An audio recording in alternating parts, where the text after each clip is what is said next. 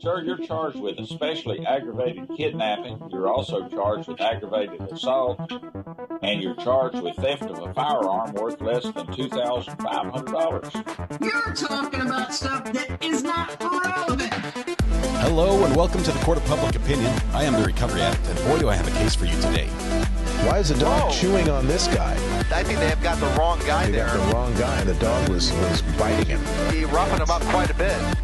There's a lawsuit. 9 out of 10 judges prefer watching the Recovery Addict live stream in their courtroom. The fireworks are not done. Now we're getting commentary on the case. Dati mihi Anglican for his verbis Latino. I didn't ask you to interrupt me. That's literally not true. Oh, for crumb's sake. Is that correct? Good morning, good Monday morning. Welcome to the Court of Public Opinion. I am the Recovery Addict. I occasionally do something, very rarely. I was going over some of the messages in chat. Not chat, but like the comments on the videos, and I saw like a whole string of them. Like, why is he so quiet? Like, I can hear Court just fine, but he's so quiet. I'm cranking up my voice. I'm turning it up to 10. Let me know, guys. Let me know in chat if I'm quiet. I can fix it on the fly. You don't have to suffer in silence. That's what I'm saying. Welcome. Hope you had a wonderful weekend. I know we have to do birthdays and things, but hold just a second. Let me just say that I finished my bathroom. I finished it. It's done. It's amazing. We have 2 bathrooms for the first time in like a year. Yes, it took forever. Yes, I'm terrible at it, but I'm done. And to celebrate, I'm like, well, Mrs. R.A., let's go on a date. Let's go on a date. And we were both craving one of those, like custom, like a sourdough sandwich from those little family sandwich shops that just have like the freshest vegetables and the best flavor bread and everything. We were craving one of those, but unfortunately we live in Pitt County, North Carolina, and I don't know of one that exists in this area. So we ended up at Subway, and we both got a Subway sandwich, which was terrible. I paid for the extra meat. There's like, you can get regular meat, you can get extra meat, or you can get like the extra. I paid for the extra. I got 2 slices of roast beef on my roast beef sandwich. I'd hate to see what the regular was. It would have been like a sprinkling of roast beef crumbs. Anyway, it was good. So we went on a date. We hung out for an hour or 2 or so and walked around. Went downtown here and popped in the hardware store and bought a couple things we needed, and just wandered around, did some fun stuff. Found a little what do they call it? A little oddities shop where you walk in, and it's I think they're all consignments. There's like a million different booths in there that's all sort of just crammed in. ADA not compliant. It is not. Okay, you cannot fit a wheelchair in there, but there is just stuff everywhere, and most of it's breakable. And so we're wandering through, and we're just checking it all out. I'm like, well, I'm looking for a couple things. I like to collect Wedgwood, made in England, that little blue unfired clay. Well, it's kiln fired, but it's not like unglazed clay with the white, very delicate artwork. I love those. I collect those. I usually send them all to my mom, and she stores them for me in her curio cabinet. But I like those. I like Fenton hobnail, milk glass, a few things like that I've, mortars and pestles that my mom collects. I like all those.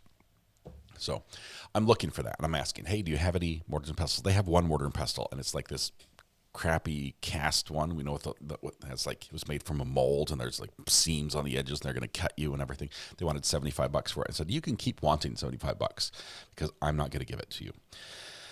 And yes, I collect Wedgwood. Anyway, so I'm wandering around, and there's like just crazy stuff. There's like records and like old Coke bottles and Pepsi bottles and just antiques and lanterns, everything you could possibly imagine. And we're walking around through the whole store, and I'm sort of like leading the way, and Mrs. R.A. is going behind me, and I'm pointing things out. And I get into this booth, and there's this hat. I'm like, oh my goodness. Like, what do you think of this? And I grab the hat, and I hold it back for her to see. And the hat says, reading is sexy on it, because she loves to read.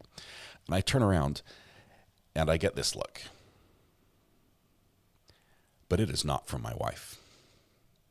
I don't know where Jen went. But in that moment, she was following me around the whole store. But in that moment, a young 20-something girl happened to be right where Jen should have been, when I grabbed the Reading is Sexy hat and asked her, what do you think? Yeah, we left. I didn't buy anything. So my weekend was great. How was yours? Welcome. I'm sorry. Of the accused to bring out other portions of the same conversation. Hang on. They're arguing something pre-trial. We have to sing. Or exculpatory. Hold on. Justifies, excuses, or mitigates the act. So. Hold on. Of course, the lie detector test wouldn't normally be admissible. We haven't sung yet. I know the state cited the case of Parfenook v. State in support of the state's position regarding lie detector tests.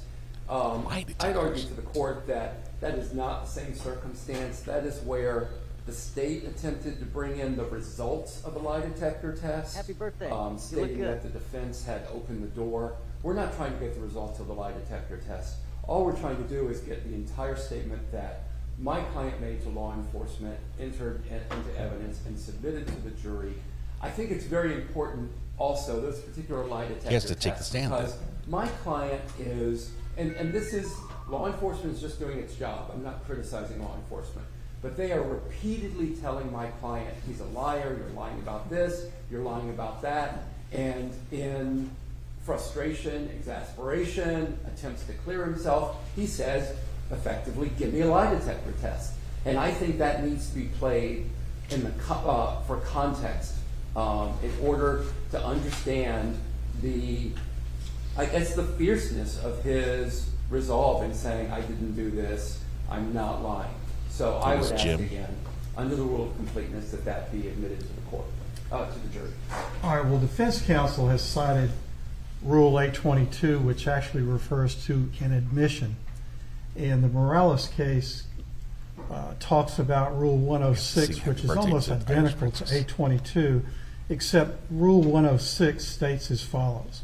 When a writing or recorded statement or part thereof is introduced by a party, an adverse party may require the introduction at that time of any other part of the recorded statement, which in fairness should be considered contemporaneously with the writing or recorded statement. Right. The commentary says that the rule of completeness is intended to eliminate the misleading impression created by taking a statement out of context.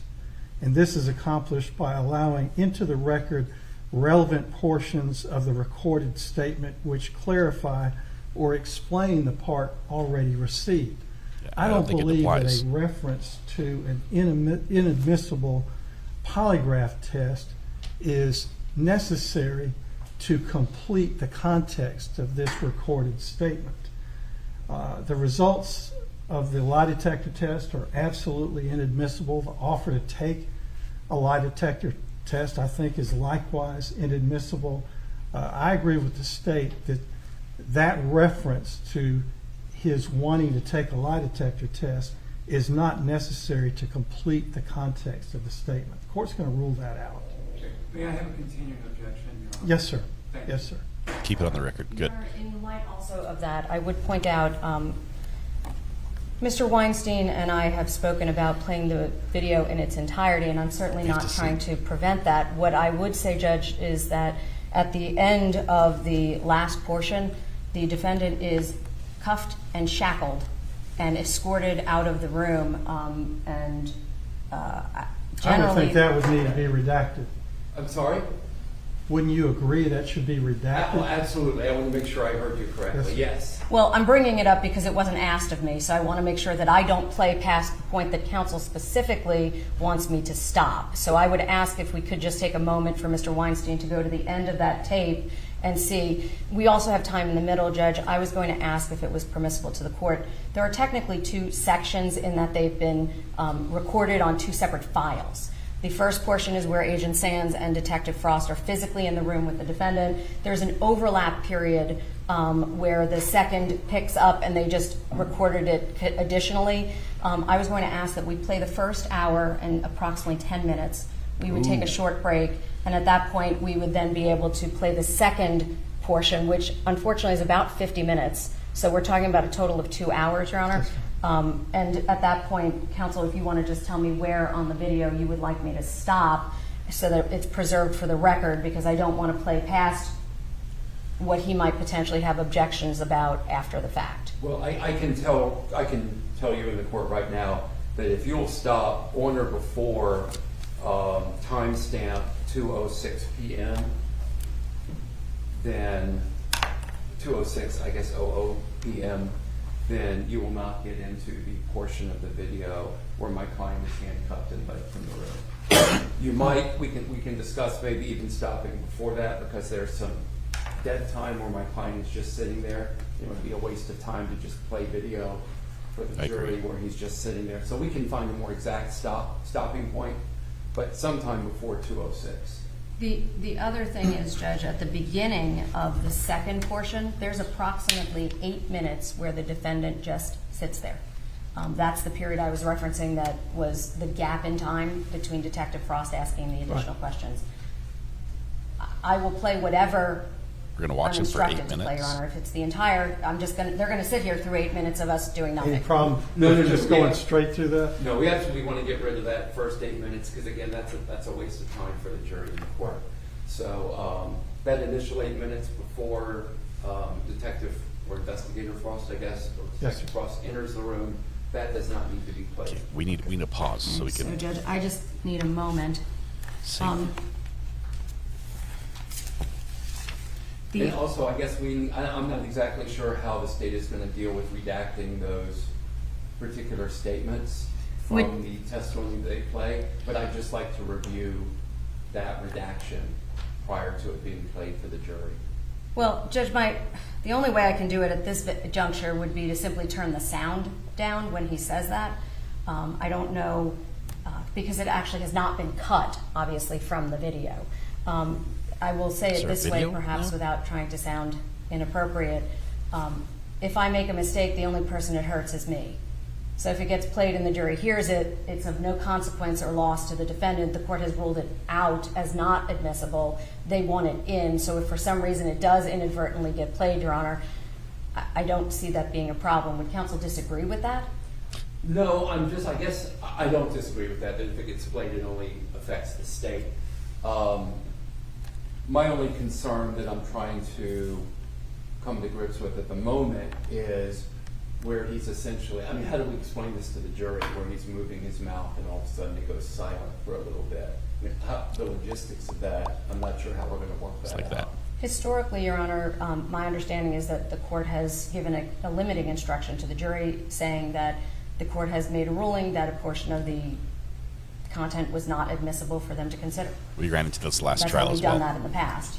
We have any problem with that, Mr. Weinstein? I have no problem with that instruction. Okay. And then that doesn't throw favor to either side, simply that the court has made the ruling. Right. Your Honor, additionally, I am providing counsel a copy of the PowerPoint from Lauren Satcher, the tool marks officer. These are all photographs that he's previously received, but they do include photographs that I intend to specifically use. He has received them, but I'm giving him that copy in advance. Your Honor, there are bones that are on that presentation. It is the bones of the deceased. We've had quite a long conversation internally to determine whether or not we think that that was in some way indicative of something of concern. We are not going to object at this point simply to that being demonstrated to the jury on the teleprompter, because I don't believe that they demonstrate what appears to be her physical remains, Your Honor. They are, just so we're clear, approximately 2 to 3 inch segments of a bone, not attached in its entirety, and the examiner will be able to articulate what is displayed and the steps that she took in her examination. I don't imagine counsel objects, but I don't know how he feels about that. Yeah, and I don't object to this is the first time I've seen this PowerPoint. Yes, sir. And I appreciate the state getting it to me in advance.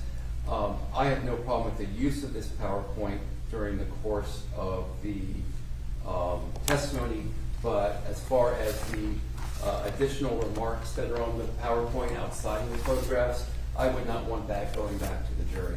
State anticipated that. I have actually printed out, and I can show them to counsel now, the actual photographs minus any additional information that might be considered continuing witness. So these would be the actual photographs, not her commentary on the photographs. So counsel can take a look at those now if he'd like to. Yeah. So just to clarify, this will not be going back to the jury, correct? I'm not asking that the PowerPoint go back. It's The just photographs. the photographs Just the themselves. photographs. And I would have no objection to these photographs. All right, very well, thank you. Thank you. Thank you.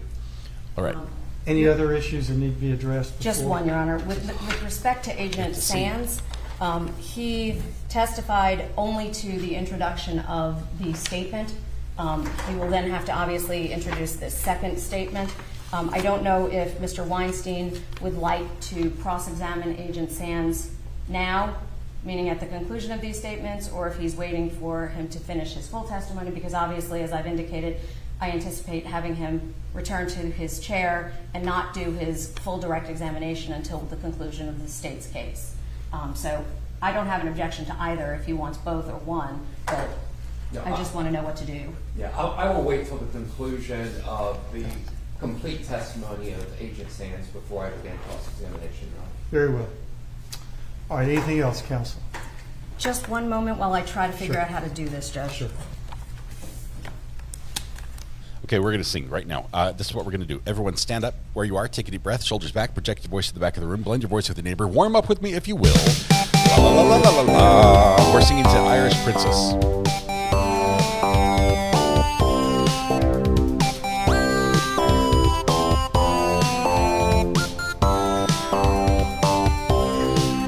Happy birthday to you. Happy birthday to you. Happy birthday, dear Irish Princess. Happy birthday to you. Happy 37th birthday today. I wouldn't normally out you, but you did in chat. So, Irish Princess, I realize there are a million places you could be, a million people you could have been with, but today you chose to be here with us. The privilege, pleasure, the honor is ours.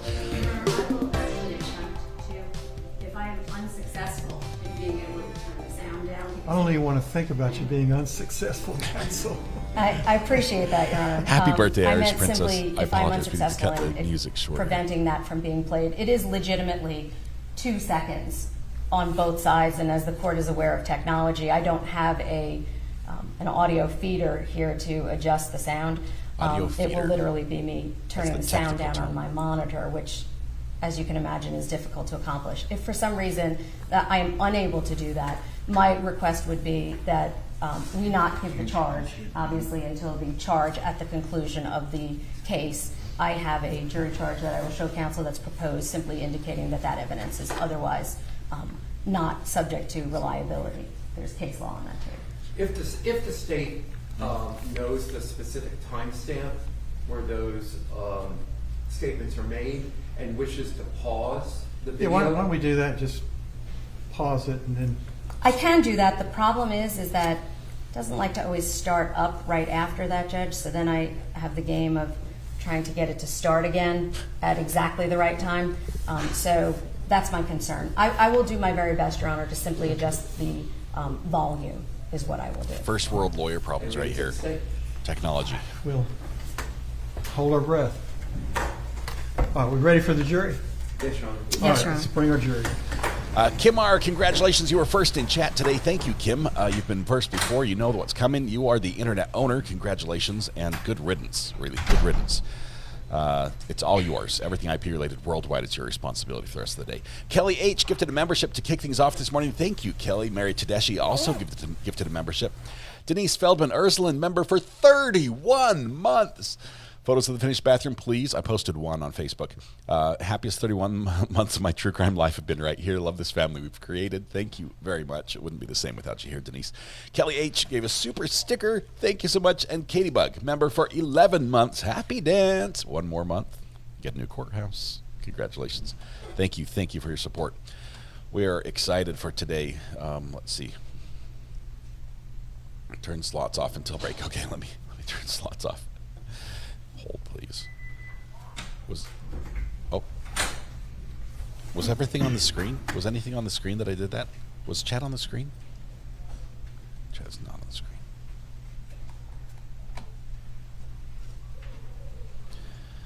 Chat's on the screen right now. Give me just a second. Irish Princess, happy birthday. I'm sorry I didn't get you on the screen for that. Kim R., you are in fact the internet owner, and we'll click through the messages really quickly with Kelly H., Mary Tedeschi, Denise Feldman Ersland, Kelly H. again, Katie Bug, and then a new one, Sugar Magnolia, member for 9 months. All right, everyone, on that please year. be seated. Thank you. And good morning, ladies and gentlemen of the jury. I hope you enjoyed what was a very wet weekend at my house, and I'm sure it was at yours, but at least you had a nice break. I do want to confirm that everyone was able to abide by the court's previous instructions regarding access to media coverage. Any problems? Everything go well this weekend? All right, very well. Well, thank you for your cooperation in that regard. We'll go ahead and get started. Ms. Bayo, you may continue. Your Honor, at this time, the state would recall Ayden Sands to the stand.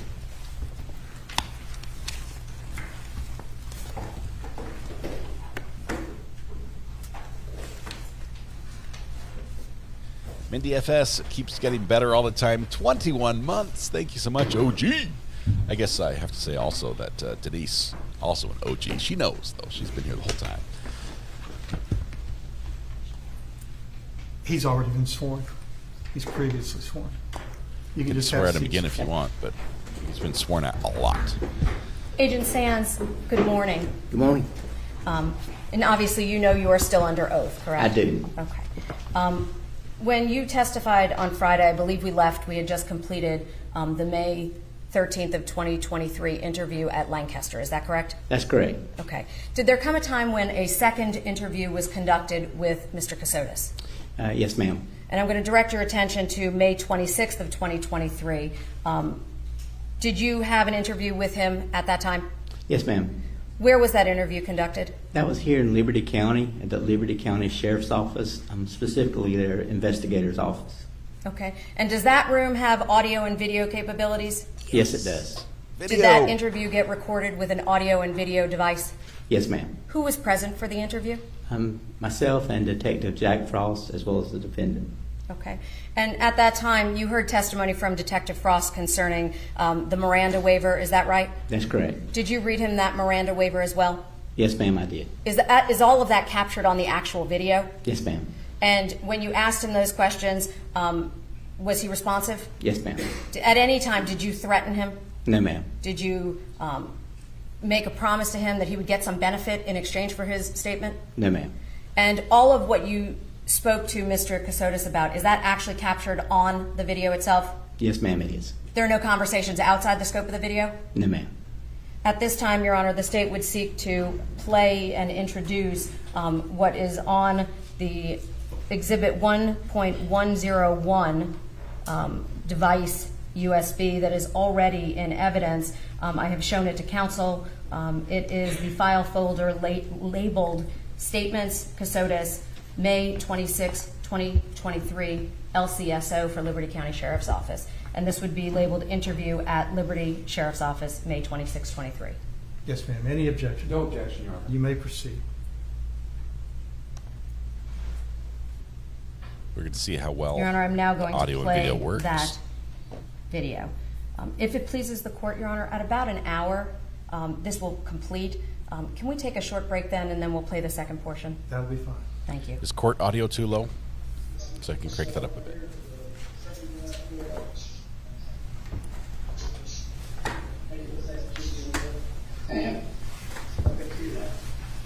Hey, sir. He's got here for me. I never thought I heard him ask you need any water or anything. Yeah, no. Yeah. Remember the last time we talked? We talked about discovery and talking about the doctor's office and that. Yeah. Before I do that, I'm going to read you your rights again. I know even though you're an attorney, we still go through the same procedures. You go from there. Or used to be an attorney, I guess. Yeah, I'm an attorney.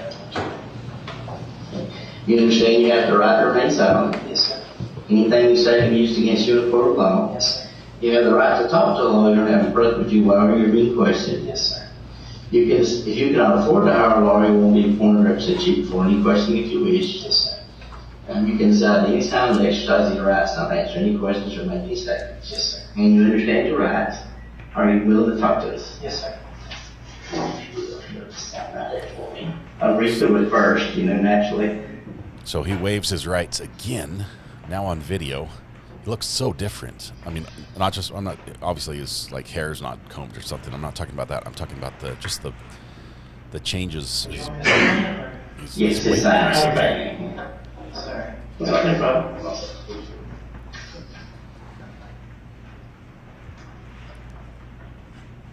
How was the plane ride?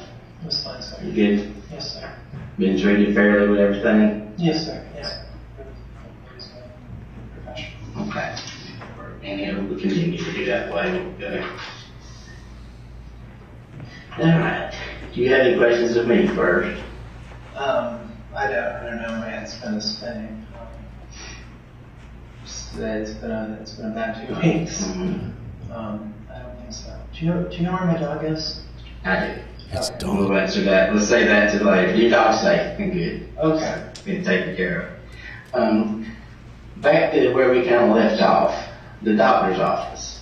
Tell me about the day that you got called to the doctor's office. Yeah. Who called you? I don't know. Somebody. I got a phone call. I forget from who. I don't know if it was somebody I knew or not, asking if I could. I don't think it was somebody I knew. Asking if I could come and pick her up that afternoon. Okay. Around, I think around 3, but I'm not exactly sure. I might have been later than 3. I'm not exactly sure. Her dad had surgery that week. So a little, I can normally tell basic times based on stuff like that.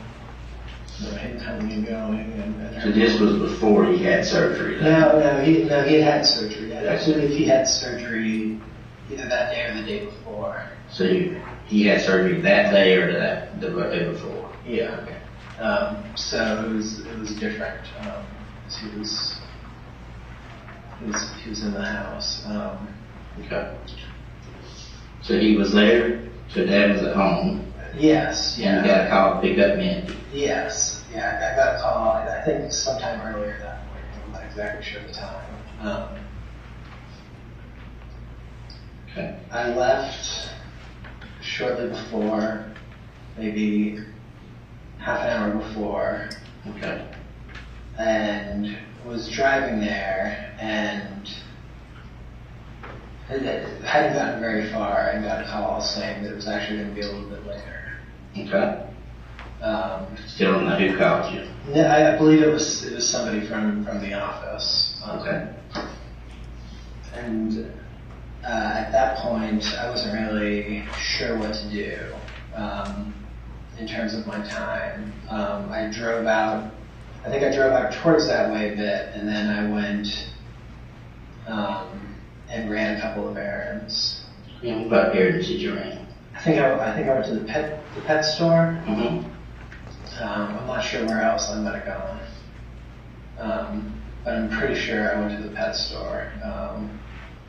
Okay. So how far is it from the pet store to the doctor's office? I think 10 to 15 minutes. Okay. And from the place you were residing, how far would you say would be the doctor's office? I'm not sure. I only drove it coming back, and I'm a little unclear on how long it took. But so you had to drive there, but you kind of circled and made several rides. Yeah. So roughly, would you say it was like 2 hours, or? I think it was potentially longer. I was kind of just moseying around waiting for a call. Okay. So would the doctor's office be in the Savannah area? Oh yes, absolutely in the Savannah area. Okay. And would we say Savannah or Savannah area? I don't know the difference, sir. Okay.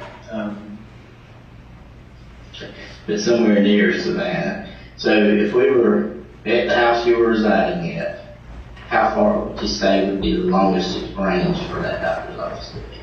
25 minutes. Okay.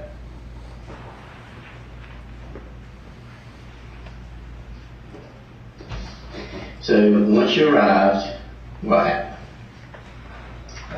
I pulled in. There was a spot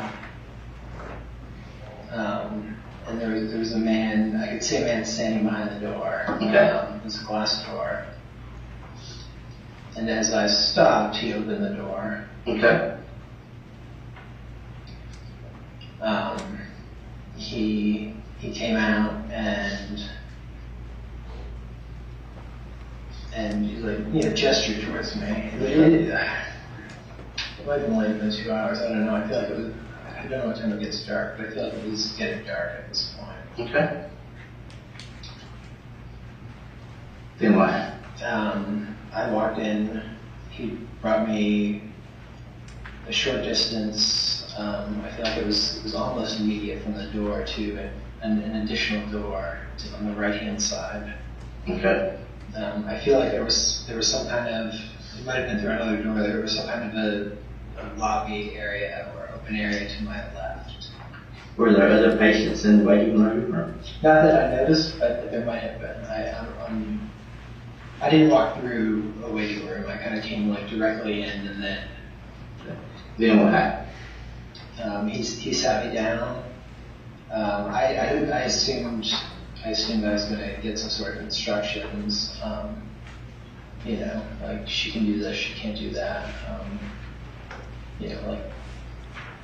I had been doing. I mean, my days were taking care of her.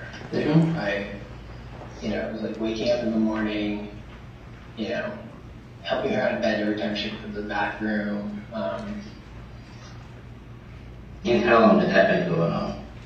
That had been going on since I would say early November. Okay. She was having trouble sleeping, which I don't think is uncommon. So what happened next? So what did you say next? I'm sorry.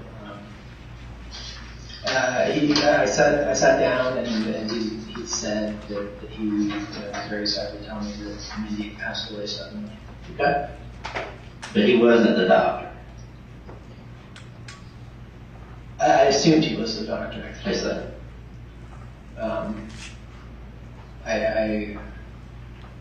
So he said Mindy had passed away. Suddenly.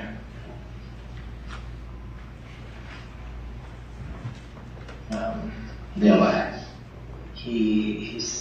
I was extremely upset. I thought I was coming there just to pick her up and bring her back. He said he wasn't sure what had happened, that they were gonna find. Because I asked what happened. He said he wasn't sure. They weren't sure what happened. Whatever it was, it happened very suddenly. And he said that that they were going to find out. He said he had some forms for me to allow all that to happen. So to allow them to do it, and then something about her, her what to do with her afterwards. Okay. Got in an argument about that form later. Okay.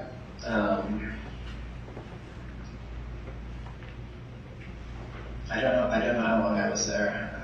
I know I was really upset. I don't feel like it was too long, but I'm not sure. I left. Before you left, did they let you go back and see her? They did not. You didn't ask to see her? I asked if I could see her, and he said not right now. And I thought it would be. I thought it was because of maybe like the autopsy or something. They just spontaneously do an autopsy the second she dies? Is that what you assume? I assumed I would get a chance to see her multiple times, and I never did. Did you get any copies of this paperwork or keep any of this paperwork? No, I signed it. I was extremely upset. I didn't know what to do. I went straight back to her parents and told them. Okay. So that's the same day you went straight back to their parents? Yes. Okay. So Frank and Bessie? Yeah, we were all living together. So you didn't get to see her? I did not get to see her, ever. Could it be because you were looking down the entire time? Like you have the entire time that you've been talking to me? It's possible. Okay. I tend to look down when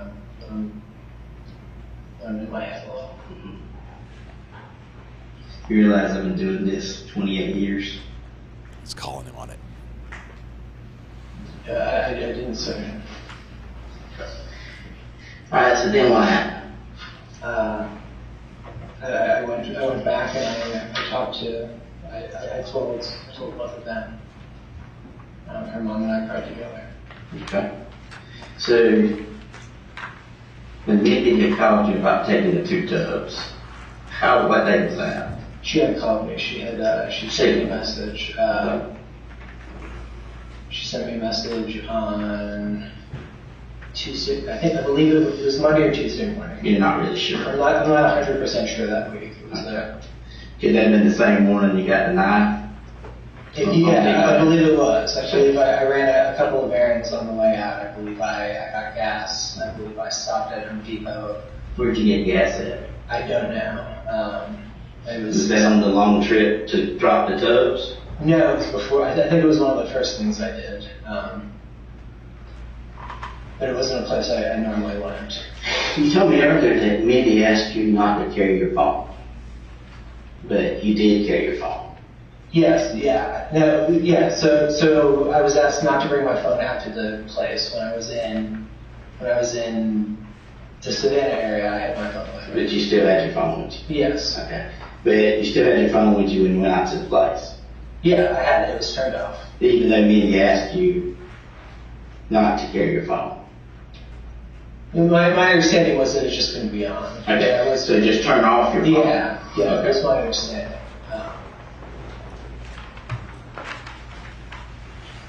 But you did have it with you? Yes, I did have it with me. But you just turned it off? Yes, sir. Did you notice your car has a phone? I did not know my car has a phone. Okay. Watch this. So they didn't tell you at the dealership about AT&T service? No, sir. Okay. What did you put in the tubs again? Electronics, her laptop, some books, clothing, shoes, toiletries for both of us.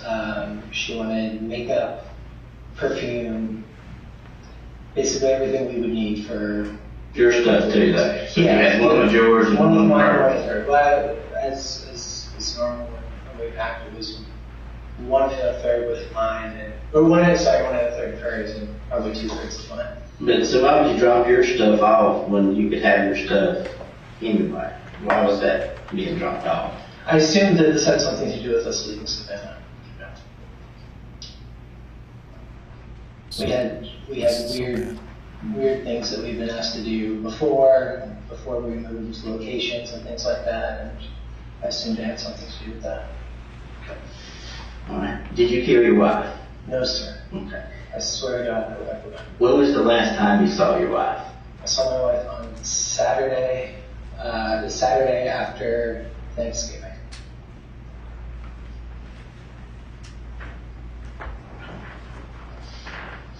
But you did not kill your wife? I did not. Yes, you did. No, sir. He said, yes, you did. And you know about the preponderance of evidence? He said, very well. Did not kill your wife. Yes, you did. Way beyond the preponderance of evidence. Okay. We talked about this. Yes, sir. I told you where that knife is. Okay. You remember that building? No, sir. Okay.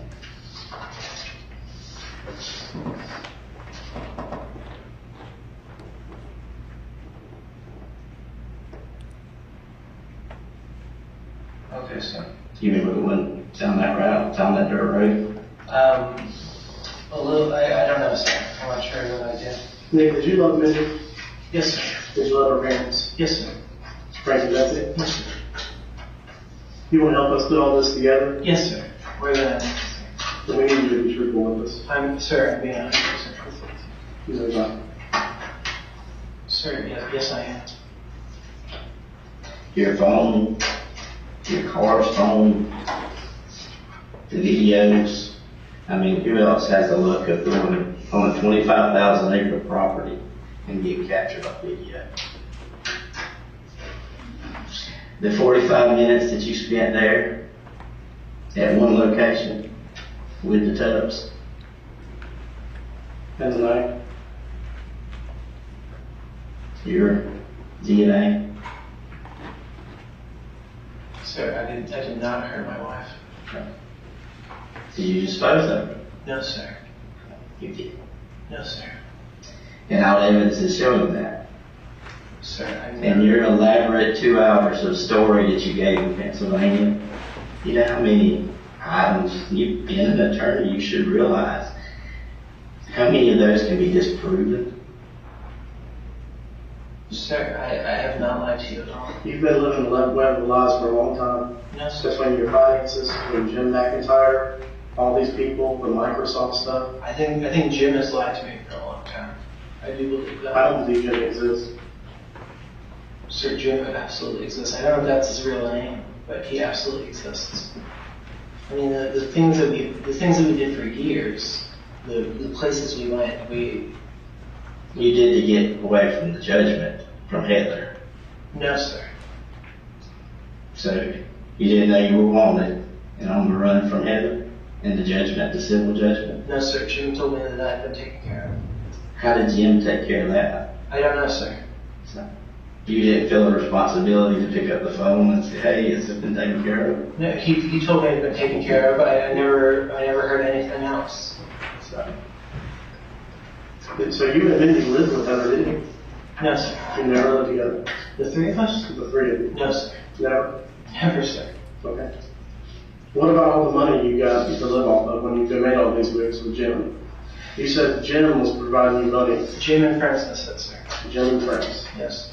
What about just one friend? Yes, sir. Yeah, it was the majority of it came from one friend. There were other friends who gave us money as well. Have you ever been without money? Yes, sir. And desperate? Yes, sir. When was that?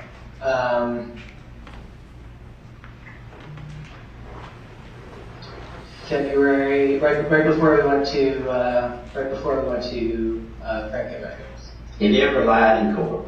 No, sir. Okay. When you testified that you had $32 million. Yes, sir. That was true. I believed it was true, sir. You believe it's true? I believed it was true. I don't know what to believe anymore, sir. Why did you believe that was true? Because I had documents that had been provided to me that I had $32 million. That you didn't earn. No, that I didn't. I had worked around the clock on these projects. Okay. So you thought it was from your projects. Yes. Working around that, and you had $32 million that you didn't have. Yes, sir. Okay. Yes, sir. Jim told me that I had it, that I couldn't access it. Tell me about Samantha. When did you meet Samantha? We were aware, I guess, of each other for a while, but we started talking. Y'all were fairly close. We got online. I mean. Yeah, I guess we got fairly close in November. Okay. So why would you tell her in October that your wife had died while pregnant? Because I had to tell everyone that. Okay. Why did you tell everyone else that lie? What? Why would you tell everyone that lie? Because my understanding was that both of our online worlds were. This goes back to fall 2020. Mindy got very sick. She was. The point of that is that's a lie. She was alive and well. Yes, sir. You continue telling other people that she was alive and well when she was dead. And then you continue to tell people vice versa that she was dead leading up when she was alive and well. Yes, sir. Multiple people. Yes, sir. Friends and family. I'm sorry, sir, can you repeat that question? I'm not sure I understood what. You continue to tell people the story that she had died while pregnant. Yes, sir.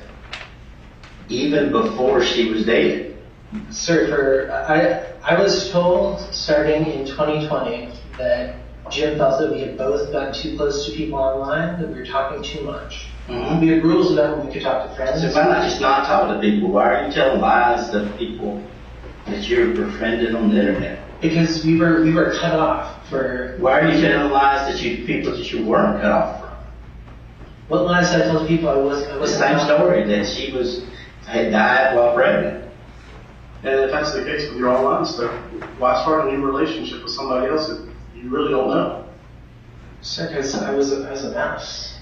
Remember the whole Tom Sawyer story? I'm not sure. I do, sir. I always tell the truth.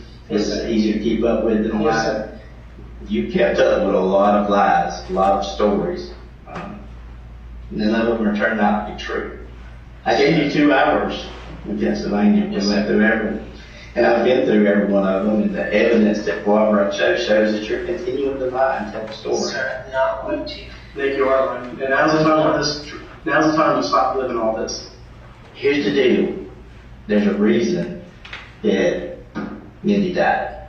Yes. Okay. But I don't you know very well that reason, because you killed her. I did not. But the big question is why? Sir, I would never have killed Mindy.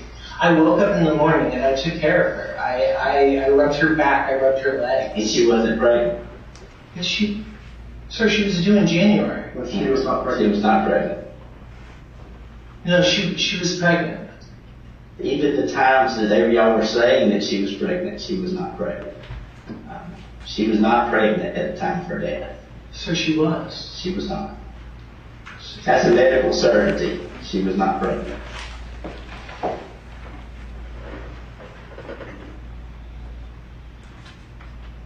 Did he believe she was? Like, honestly? The doctors that you're saying that she went to, that just, you don't know their names, don't know the location, you never mentioned an actual doctor that she saw for a thyroid problem. You never mentioned doctors that you visited. I don't know the last. I do know the last time I visited a doctor, sir. I visited one, probably 4 or 5. What about the CVS pickups for medication? Yeah, I would routinely pick up her medication, right? It's been prescribed by a doctor? Yes. But that's not the doctor you would take her to, or that would know about her death?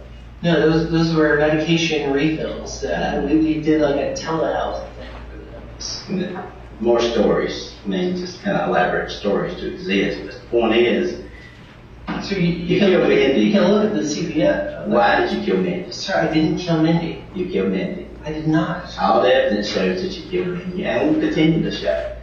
It's kind of like a 1,000-piece puzzle. You burned some of the pieces. You've thrown some of the pieces away. We'll never have all the pieces. It's very clear. You made that absolutely sure we won't have the pieces. But we've got enough to see a very clear picture and to show that picture to a jury. And that jury is going to conclude one thing, the same thing I'm telling you. You killed Mindy. No doubt. When you placed her body out there, you did us some favors. Where you placed it, it preserved some things. You weren't expecting her to be found so quickly. Sir, I never saw her after she died. I never hurt Mindy. You did hurt Mindy. No, I fed her. I helped her out of bed. You had started a new relationship with somebody online. I was flirting with someone online. You were running out of options. You were running out of funds. No, sir. Did you discover the lie that Mindy wasn't pregnant? No, sir. She wasn't. I thought she was pregnant. That seems to impact him. Like he might have actually believed that she was pregnant. Nick, Jim was so good at his job of protecting you. Why would he not protect her? Why would he not come forward with any evidence now? I think Jim lied to me about a million things. Why would he not prevent your father from being able to find you? I don't know. But I don't think Jim was telling you the truth about anything. Because he did exist. He did exist, sir. We did everything for years. Remember the day when your father shows up? Yes, sir. We drunk Chad. Yes, sir. Okay. Tell me you left the back door. Yes, Went out the back door. Yes, sir. So you leave, you're so afraid because you thought he had beat you. Yes, sir. Okay. Where was Mindy? She said there. He hadn't seen her. So you cared so much for her, you left her in the house when you were running out the back door. No, sir. She knew I was leaving. Okay. But you didn't stay there to protect her. No, sir. You didn't call 911. You didn't call for any help from anyone. No, we walked down the alley. We called for help for Jim, who we depended on for everything. Let's play back, because just the other day you said you didn't call, that he found you. He found you in the parking lot at the hospital. Yeah, we had. I forget if it was a phone call or if it was a message, but I didn't go there. That question was asked very clearly and asked twice. Did you contact Jim that day? And you said no. He picked me up in the parking lot. Absolutely, there was no messaging from the time you walked out the back door down the alley. I did not understand that question. Okay, you didn't just like find. No. The question is, how did he know where you were? And he just appeared out of nowhere. He's followed you in multiple states, and he just appears. So, are you alleging that Jim killed your wife?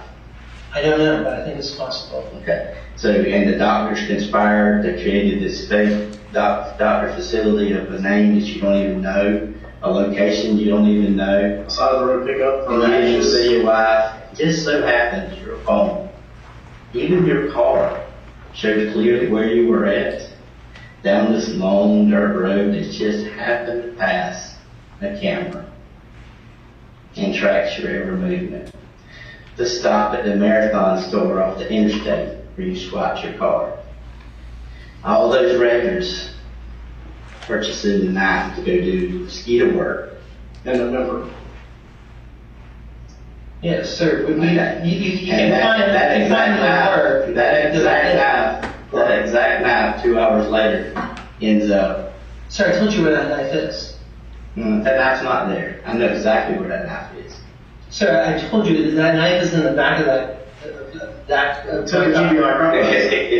Jack Rock. Exactly. It was found out there with the black toe. So you can continue with the web of lies in the story. There's always reason for things. Is your reason that you're just a vicious killer and decided to kill your wife, or did y'all get in some kind of argument? What was your motive for killing her? I never heard of it. The story is not what you're telling. Why is it so different? What do you mean, sir? Your elaborate story of on the run all this time and all the periods of stuff and the web of lies. Why is it so different than what happened with her? The records show, the evidence shows, the DNA shows. Why is all that? Is you're being set up, is what you're saying? I don't know, sir. I don't understand. So your phone and your only person that you said was turned off. Yes, sir. Still goes to those containers on a property that's 25,000 acres down a dirt road, 40 minutes from the house in Savannah, that matches the GPS. All the stuff matches. That knife that you purchased at Home Depot ends up there as well. The cleaning, the purchasing, the credit card swipes, the story that continued, the lies that you told to many others. Some people who you think are still on your side are actually some of the best witnesses against you. They know the story, and they're going to tell that story when they testify. The Capital One card you're using for all these years, getting food, takeout, lodging, paying for all the places, the Airbnbs, the Verbos you stayed at, we have all those records. Yes, sir. And the Renaissance, the current stuff. Yes, sir. So you're saying it's big, everybody's created all these records of items that were on your person on that same very day, in the same very vehicle you were driving, at that location. You know what the coincidences of that were, and the chances or probabilities of that happening? Sir, none of this feels landed into this room right now. Yes, that ain't gonna happen. Yes, sir. None of this feels random to me.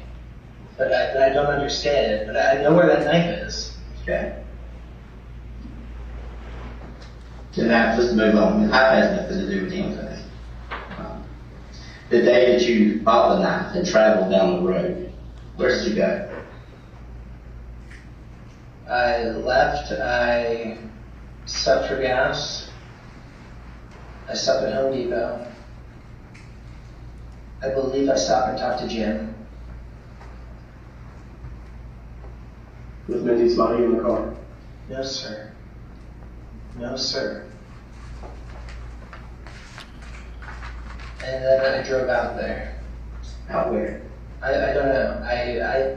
I believe I had an address to a church, and then I had a GPS location after that. The first story was you had GPS coordinates. Yeah, yes. You mentioned nothing of address, I mean.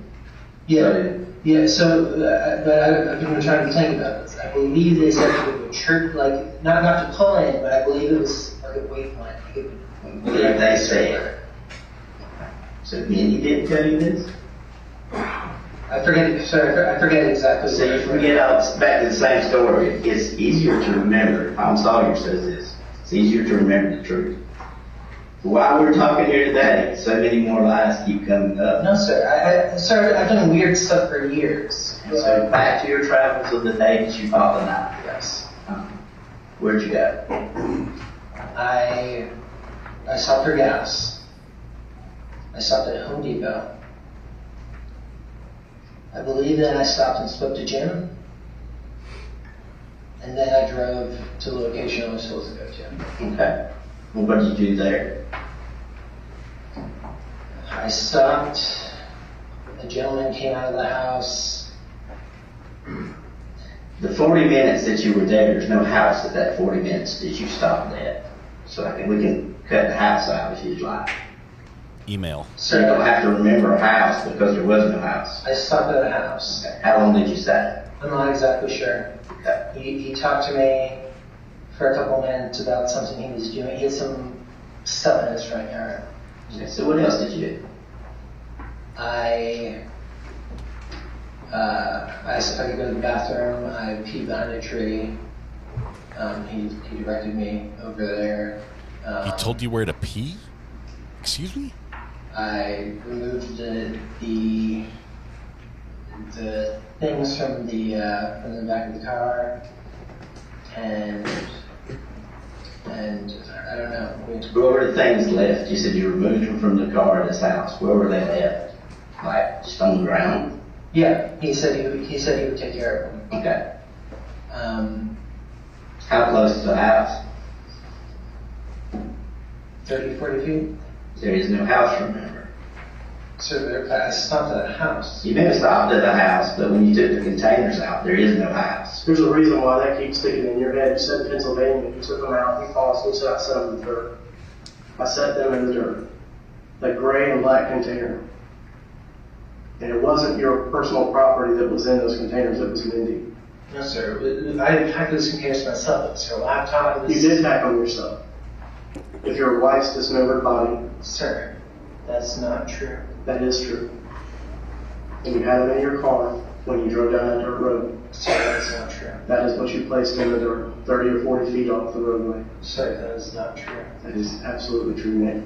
Exactly what the record showed. Sir, that's not what happened. I don't know what you know about the country and dirt roads and the property that you all are on, that you've ever been to that type of property before.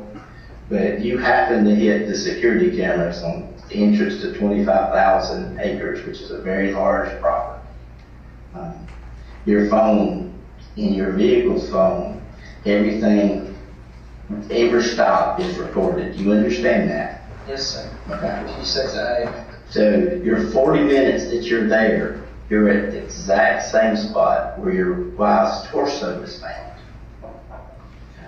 The other stop where you dug with the shovel and hit roots. That's recorded on the very same information. The next spot that you stopped and buried her skull is covered. The exact same stuff. Even the next spot with the leg is covered. So the stops are, I mean, it's like watching it on TV. It's not, there's no issues here. It's very clear. So the big question is, happened. big question It's even the pictures. There's pictures of you going by on a property. You may have seen the log truck ahead of you. There's a big truck hauling wood. Guys that spotted you down there. The big question is why. It's no longer if. Sir, the big question. Never hurt Mindy. The big question is why. Sir, I've never hurt Mindy. You never carried her to the doctor. She never went to the doctor. You never went to the doctor. A doctor didn't come by your house to do those checks. Yes. You came directly from that house to that location. It's very clear. From your house to Home Depot to the scene. To multiple scenes, I guess we would say. Those stops are recorded, captured by your car. They're actually corroborated by your cell phone. That you say is turned off. But apparently your particular phone still records and still sends out pings or messages that overlap with that. So the big question is, were you asked to go to a location and retrieve Mindy's body? Or did you kill her and transport her? Or did something happen in that house that you just can't talk about and then you dealt with it from there? Because it clearly started at that house. Then it went on. Sir, no, none of this happened. Okay. We know it happened. It's clear that it happened. So you're saying that the cell record's wrong, the picture's wrong from the security cameras, everybody's wrong with this whole picture. Your purchase of walk-in from Home Depot, that purchase is wrong. No, sir. Your travels that day, all that's all. And just so happens, coincidentally, she's found at the location you were at. Your wife found where you were at. Sir, it doesn't feel coincidental to me, but I never hurt Mindy. I never saw Mindy after she passed away. And you're going to stick with the last time you saw her was me. Was Saturday. Okay. Where? At the house. At the house. So how long did she stay in the house before she was gone? Are you telling me like you came home and found her dead, or what's the story? No, sir. I'm saying I came home when she was gone. I got messages from her for days. Okay. Telling me things to do, things we needed. I've been doing this 28 years. I don't watch a lot of them, but a lot of people watch TV shows and stories. Read a lot of books that have these kind of stories in them. You have characters that you've envisioned and made in your stories, and some of your stories, but none of your stories before a jury in Georgia are going to go. I want you to understand that up front. It's a very clear picture. Even though it puzzled, you burned some of the pieces. You shifted and manipulated some of the pieces. You constantly lied to many, many people in your life, and have continued those lies. That's not going to continue to go. You understand that, right? The big question is why. Sir, anything I ever lied about, I was told to lie about. Okay. So, right now, if you said you killed her, you'd say, because I was told to lie. Sir, I never killed her. So if Jim told you to say that, you would say that? No, sir. Okay. So my point is, everything you do, if Jim told you to jump off a cliff, you were going to jump off a cliff? Yes, sir. For years we did exactly what Jim told us to do. So he wanted full access to our lives. He said he was keeping us safe. Did Jim tell you to burn your car? Sir, I didn't burn my car. Okay. Well, the burns that you got that you described to the insurance adjuster for your medical records, yes. You described burns going up into your nose and your face. It sounds like a flash burn from fumes. It sounds like a flash burn from fumes from an accelerant. Sir, I opened the car door, and that's when the flames got mine. But what was important in the car that got burned up that day? I thought my phone was in there. What else was in there? $800,000 I check. had some random stuff in there. Was there a check in there? Yes, there was a check in there. Yes. What was the check for? The check was for a house. For a house? Yes. Was you and Sam? Yes. What did you tell Sam happened with that check? It burned up. And what was the insurance company going to do about that? I don't think the insurance company had anything to do with the check. Was it a sizable check? Yes, sir. How much? $860,000. Just call. Yes, sir. Almost $1 million check call. Yes, sir. And you couldn't get a replacement. No. No, I spoke to Jim afterwards, and he said he would get a replacement, but it would take a while. Interesting. What were you doing out on that road that day anyways? I had gone to pick up the check. He said he would have somebody meet me out there. I had come up to Liz. He told me to meet in Liz. I had got flowers. I didn't pick them up that day. I got water at Target. But you also said something else up in Pennsylvania about that day when you stopped the car. You said you were on a long, straight stretch of road out of the curvy hilliness you've been driving on where you can see in both lanes. Why do you think that's important in your life? Is it so you can see other cars if they came while you're doing what you're doing? No, sir. Yep. I think you're living a web of lies. One of your close friends described you best, said you talk in parallel realities. It's like the story you sold them, it blends in the truths of what's going on in your life with what you want it to be. Pathological That's what you're doing here. Liar. No, sir. You bought a knife for window screening that you were fixing to leave this Airbnb. Yeah. So you buy this knife, you go back to the house where Mindy's at, then you go out here with these 2 totes that are packed with stuff and put them in a place where her body's found. No, sir. I left them with the man. You did not leave them with the man. Yes, I did. You did not leave them with the man. Your car is traveling out there. He's already told you. We put you and your cellular device in your vehicle out there in these places where your wife's body is found. Dismembering. With the knife that you just bought.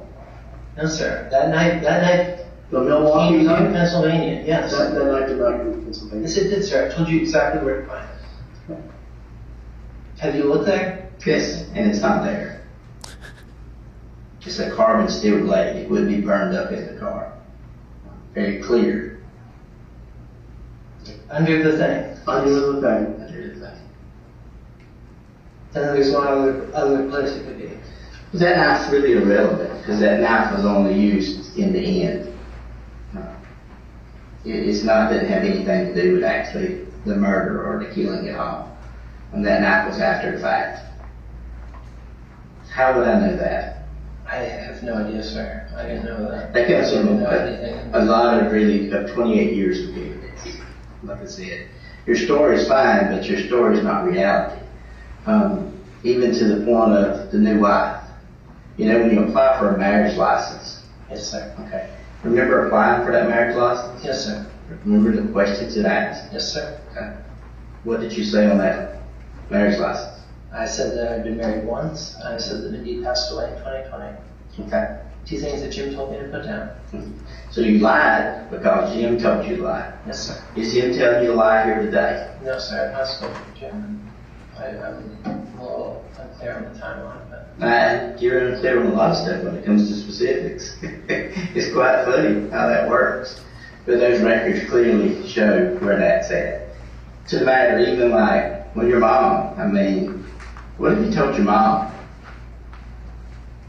My mom, that I was driving, we've been spoken in. So you hadn't spoken to her in 6 years? I had not, no, we started speaking after I was arrested. No, so you go to this doctor's office, they tell you wife died, you don't ask to see her, you immediately... I did ask to see her. You don't get to see her. You don't forcefully go any further to see her. You just take them at the word. You don't know her names, you don't know her addresses, don't know how to return there, whatever, you just leave.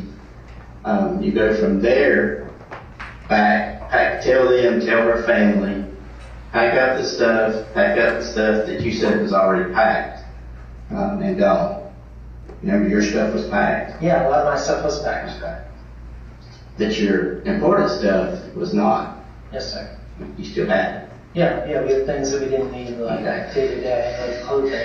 So then you go to Florida. So is it possible to get a bottle of water? You go to Florida, and when you go to Florida, to pick up the beer. Yes, sir. And then you go from Florida to Montgomery, Alabama. Yes, sir. And you cashed a check for $5,000. No, so that was a cash withdrawal. A cash withdrawal for $5,000. I think it looks like that. You cash your check. Yes. But you get $5,000 to meet some guy that you don't know. Yes, sir. On the side of the road in Alabama for Mindy's ashes. Yes, sir. Do you know how many local crematories and places there are here by Alabama? Sir, he had called me and said that my wife's remains were available to be picked up. I forget where he said they were. And you know, during this time, you're continuously talking to Samantha. Yes, sir. And talking about your business trips to Missouri, that you're continuing to have a romantic home life relationship with Samantha. Yes, sir. She's found out wife's dead. You've been telling everybody she's dead since October. But you continue this relationship as it goes and as you travel, flee, all the way to Missouri. I'm not fleeing, sir. Okay. So you change your name. Well, you told me you were fleeing from your father. So you were not fleeing from your father still? Well, I mean, I was trying. I thought that the name change was the culmination of years of work to keep us safe. We had been, among our friends and family, we've been using that name for 2 years. Then you get a marriage license and you get married. And back up a little bit before that, when you start getting pressured to move into a house and get away from Airbnbs, the car mysteriously burns with all your money in it. So you won't be able to close on a house permanently. So was it time to look for a new wife? No, sir.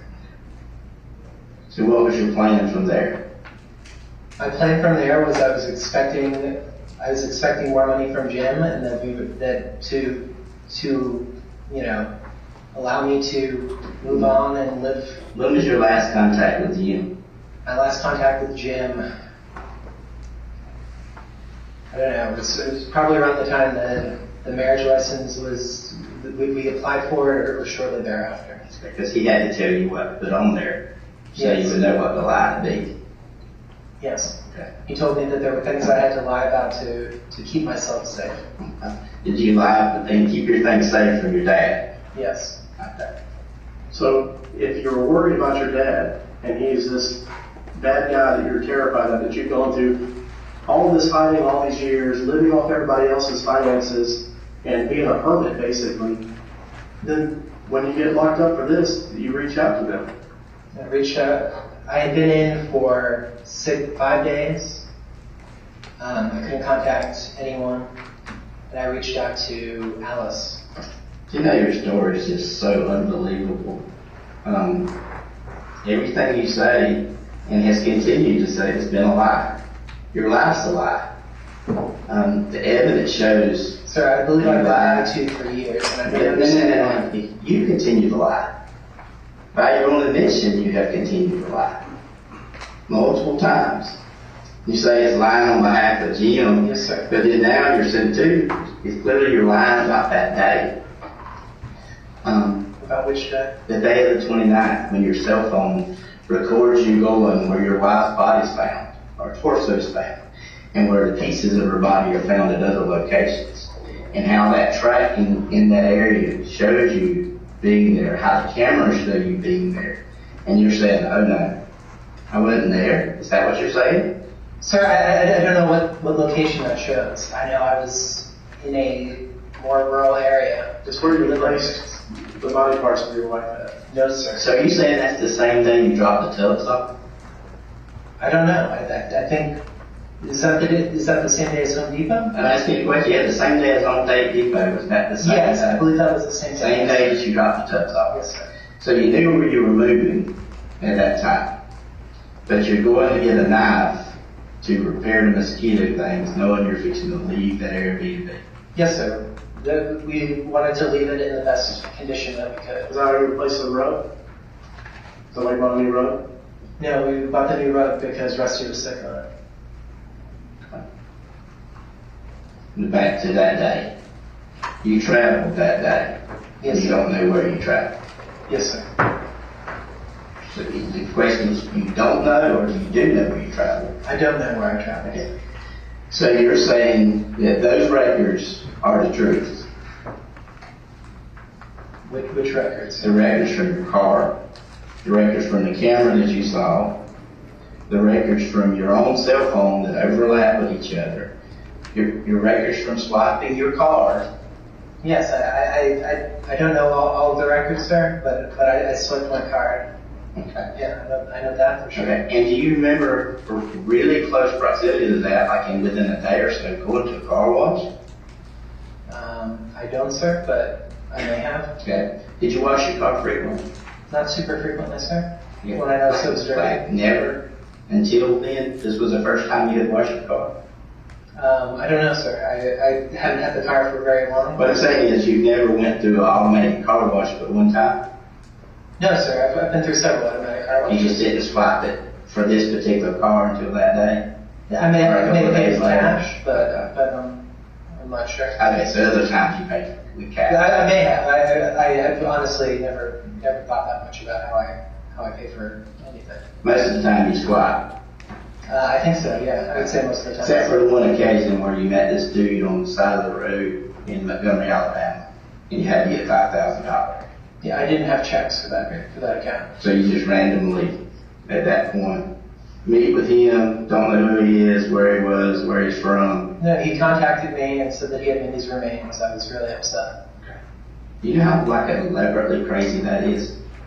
Just to meet somebody on the side of the road with remains? Yes, sir. I was really upset about it. That's never been heard of before. I was upset about that. I was upset about the fact that she had been cremated. I was told she had been cremated. We know you were upset. We know you were upset. We found her body in the condition we found it in. We know you were mad. Sir, I never hurt my wife. Yes, you did. I've never put a hand on a woman. I did not hurt anybody. But you lie. And you lie a lot about a lot of things. And have continuously lied. Sir, I've been told to lie in certain situations to keep us safe. You've been an attorney before in your previous occupation with the Navy. For how long? I was an attorney in the Navy for roughly 10 years. So you can realize you prosecuted cases where soldiers have murdered their wives. No, sir.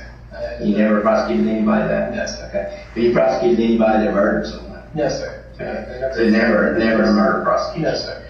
But you have cases that show, and you understand preponderance of evidence and proof beyond reasonable doubt. Yes, sir. Okay.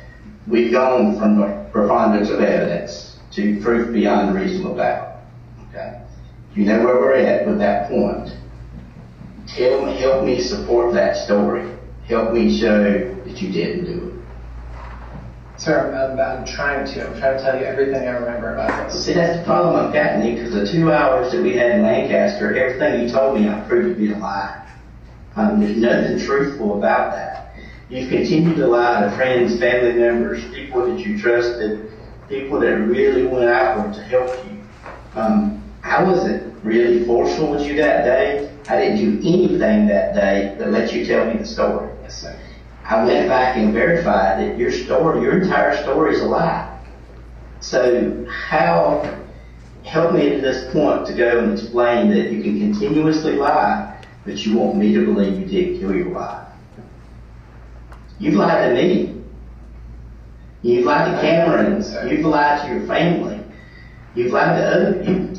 You reached back out to an old former employer of Mindy and lied to him. Why would you do that? Sir, I didn't lie to him. I mean... Are you saying you didn't lie to me? Let's just start this way. So there are things that I think were not true. All I've done is sit in a cell and think about this. Okay. I don't believe a lot of what Jim told us for years. Yeah, I'm not asking what Jim told you. That has nothing. I'm asking what you did and where you remember. And there's things you say and you don't remember that I clearly know you remember. Like if you went to this doctor's office in a strip mall in Savannah where you were told your wife had died, you would really remember that. There would be no doubt. The other thing is, if that happened and you were not allowed to see your wife and found out she was cremated later, you don't think as an attorney that every attorney hearing this would file suit against that doctor? Yes, sir. I thought she died of natural causes. That's what I was. But they made mistakes, is what you're telling me. They made mistakes and cremated her. You ended up meeting someone on the side of the road. Every portion of your life and everything that's coming down right now to Mindy ends up being untrue. But you want me to believe that portion to be true. You lied about going to the doctor's office. No, sir. Okay. You lied about going to the doctor's office. As you continue. You lied about picking up her remains on the side of the road. No, sir. You lied about where your vehicle went that day. No, sir. And where you continued to go. You've lied about, what haven't you lied about? You lied about your father. Sir, I don't believe. How much money did you take from him? In the very beginning, how much money did you get away with your father? I had borrowed some money from him. No, that's not the question. It's how much? I don't know. I don't know exactly. About $60,000? No, sir. No? No. Was it more than $100? Yes, sir. It's more than $100. More than $100. Yes, sir. You probably just kind of wanted to know what was going on. I didn't know that, sir. I thought he. What did you tell Betsy and Frank about when they had to move to Hilton Head? You told them who needed it. You told them they had to move. It was time to go. Because who said so? His Jim said so. Right. Who rented their new place for them? I did. You did? Yes, sir. So if it's so dangerous and you gotta go now, why would you rent a place and put them in danger up there in your name? If you're the intended target. I didn't think that would be something that he'd be able to do. You know how easy it is to track you down? No, It's a quick, easy Google search. Your name pops up there. Before all this, your name popped up there. Pictures of your wedding. Pictures of Mindy and you at your wedding pop up there. Pop up at the place that I rented for trying to get this. We can play all this all day long, you know. I'm pointing out that game. That just ain't gonna work. I paid for yes. I paid for a rental. It's just not going. I don't know how that goes on Google, but I didn't think it would. So way back, when you get married, you go through this whole spiel, the whole thing. Then all of a sudden, something happens. I ask you why you get out of the military. Why did you get out of the military? We didn't want to be moving around all the time. Okay. Why? We were going to start a family. We wanted to start a family. Okay. That didn't work out with your first wife. No, sir. Okay. No, she. That didn't work out with Mindy. That was not going to work out with Samantha. I don't understand. I thought it was working out with Mindy. Okay. And I had hoped it would work out with Samantha, but obviously. So that's been the continuous thing as you were ready to start a family. Yes, sir. So I always wanted a family, but. You lied to the military on your official resignation when you said your purpose for resignation. It didn't have anything to do with wanting to start a family. The lie was Mindy was in a car wreck and you needed to care for your wife. You don't remember your resignation from Navy? From active duty or from the reserves? Either way, you don't remember your resignation letter. I remember drafting, I believe, 2 resignation letters. One from active duty. I've been talking about active duty. Mm-hmm. So what about your resignation for both? What was your reasoning for resigning? I don't recall. You just told me it was to start a family. So the reserve one, I believe I had to put in, the same bullshit stories. No, we had been in a car accident. You have been. And again, the parallel realities that you created, that these lies. You said you want to start a family, you don't want to move around, but what have you done? What have you been doing? We've been running, sir. We were in danger. We thought we were running from Wayne. From who? Your father? Yes. And who have you been talking to? I've been talking to him. Who's come to help you? He has come to help me. And how old is Wayne? He was born in July 1955, so.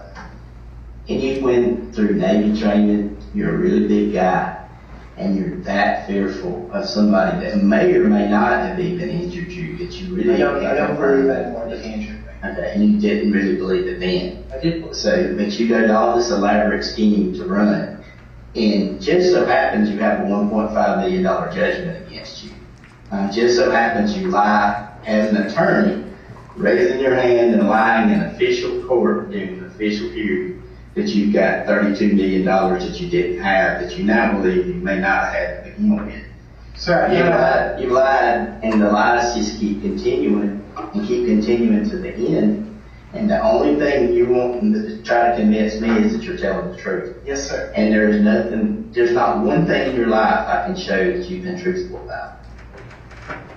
Tell me one thing. Sir, I've been truthful about all of this. I mean, this absolutely shows that you haven't been. And by your own admission, you've lied about this and lied about multiple things. That day, you're so vague and recall. You don't think I would recall the specifics of where my wife had died? The doctor's office that was there, the doctor who's called me and mistakenly burned her ashes, and the actual story of her death. You've told quite a few variances to quite a few of her friends that you reached out and talked to over time on what she actually died from. Her friends? No, sir. Okay. So you didn't tell any of her friends why she had died? No, I told that. Our close friend. My understanding was that our close friends were the only people who we were going to have in our life after this. So if you were really into the protection and scared, why would you be calling all these people, telling them where you were moving and what you were doing? You created a story that she was dead even before she's dead. You're dating online before she. So I wasn't dating online. I was. You ever heard of a singer called Ray Charles? You remember Ray Charles? Yes, sir. Ray Charles was blind. Yes, sir. Ray Charles can see this. Blind guy can see through your story. Just the big question is, why? Did you just get tired of her? Were you wanting to move on because she was not pregnant? Was there some type of argument? Did she strike you that led to that? No, sir. The biggest question is why you killed her and why you disposed of her. Sir, I killed her and we're disposed of her. When you took her there, she went there. What happened to her wedding ring? I was given her wedding ring. When it came back in the when I got her ashes, her wedding rings were in the. Where's it at now? They're in Havre de Grace, Maryland, where I scattered her ashes, or didn't scatter her ashes. Thought I scattered her ashes. My wedding ring and her wedding band and her wedding ring. That's where you put them? Yes, I put them in the water there. It was one of her favorite places. What about her earrings? I don't recall what happened to her earrings, sir. Check the pawn shop. Your world of lies, we have picked it apart. We picked it apart before we came to Pennsylvania. But since it got out, there's even been more people that call, more people that have more stories that you've spun off of this. I get that you're scared. Everybody I've talked to, this is not who you are. They don't think you're a monster, but they don't believe your story. They don't believe any of it anymore. Sir, I've been lied to for years. And you're lying to everybody else. Now, it broke. You got to that point, and it broke. Whatever it was that made you snap, whether it was you just had to get out, you didn't want to tell her you wanted to leave, you didn't want to accept that she wasn't pregnant, or you were scared and terrified that now you had this new relationship that was up and budding, and you didn't want to continue. This is somebody I've never met in my life. Now you're married. After you tell your former in-laws, after you tell them, you fabricate a message and send it to them and tell them that you died in a car wreck. I did not do that. You did do that. I did not do that. You did do that. But you tell other people, and then people reach out and they find you again. Yeah, I wasn't trying to. You got Jim hiding you out on this big top secret security stuff, and people still reach out and find you and say, "Hey Nick, I heard you died. Are you okay?" "Yeah, I'm okay. I'll just a car burned up." Yeah, Cameron reached out, and I told you about this. I was really concerned because she said that they thought I had died. They were calling around saying that I had died in a car accident. And so if Cameron could find you, why weren't you terrified that somebody else could? I thought that at this point that I was safe. That the name change was the last step in being allowed to live a life, and not be hunted down. Cameron knew my name. She had known it that we were changing our name to that for I don't know how long. I forget when When we said that, when we told our friends and our close family, the people we thought we were still going to have in our life. Who was your close family? Was it Betsy and Frank? Betsy and Frank, and then... So you're going to put them through all these lies? When we unravel all this? Because they bought it. They loved you. Frank loved you. He said he loved you like a son. You know how hard it was for us to even convince him of who we really were? Because they bought into your lies. He knows that because he got an email that day. Yeah. I can prove that. What email? The email you got that we were talking to Betsy. The email that the FBI had talked to Betsy. The Proton email that you thought was encrypted wouldn't go back and we couldn't get. Guess what? They're encrypted, but we can still get them. It just takes more work. It's like layers. Sir, I don't know what you being the security expert that you're talking about, and that you know that you've been in security and developed the software and the programs and AI, which is the capture, that you don't even have anymore. You should know that we're capable of getting that kind of thing. So you knew we were there to talk to Betsy. Yes, sir. You knew that the FBI... Sir, I'm not sure what you're talking about. We're not going to get into that. You lied so much that there's no reason to show you everything. Just to let it continue on. I gave you a chance to tell the truth. You're clearly not going to tell the truth. You're going to continue on as we're going. So, same way, well, you know, your last driver's license will be in Pennsylvania. Yes, sir. You're unemployed, correctly? Yes, sir. And your spouse is Samantha. Koles. Oh, I can spell that. And what, you only put the same address as you? The 590 Centerville Road, or what address do you? It's number 5, Rank, R-A-N-C-K, Lane, in L-I-T-I-T-Z.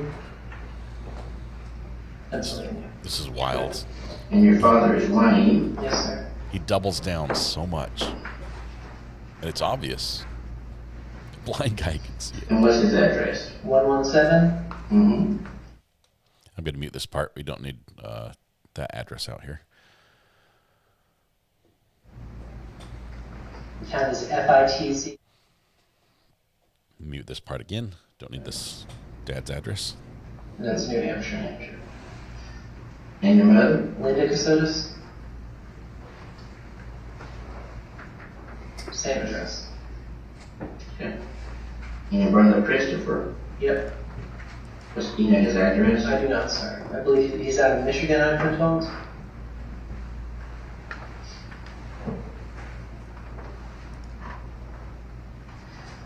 Okay. And is he got your own brother? Yes, sir. Okay, what about sisters? No sisters, sir. No sisters. Okay. Alright, this is just basically the information that we took off your booty. I understand at one point you had a tattoo. I still do, sir. Okay. Did you try to have that tattoo removed? No, sir. Okay. Alright, where's your tattoo? It's on my chest. Do you want to see it? Or? We will in a minute. Okay. And what's it of? It's a claddagh, C-L-A-D-D-A-G-H. D-D-H-E-H? Claddagh? Your teeth are all normal.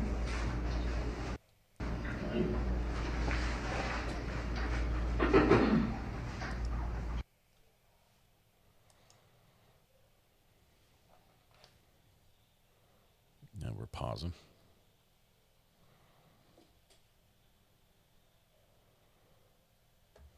Hang on one second. What's wrong with our audio?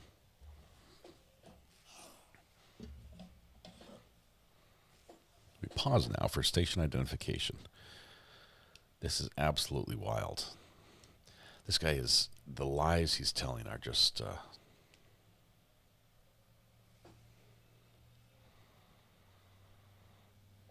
guys having bad weather somewhere? Is the courthouse having bad weather? Storms or something? We're hung up.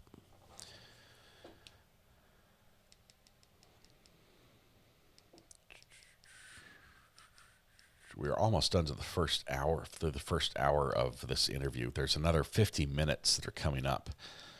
Give me a second. Let me see if I can find better audio.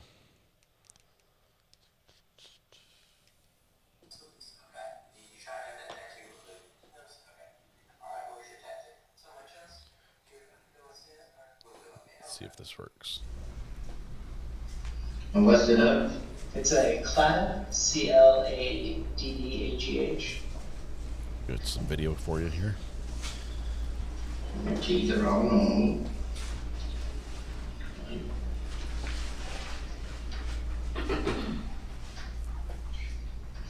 Sign right here and that begins your jail process. That begins your jail process. We're right at the end. I'm just struggling with the video. Just 1 second. Because the evidence shows that whoever did that really loved her and went into a rage. Sir, I never heard it. You did. Stand up. Stand up. Bring the shackles.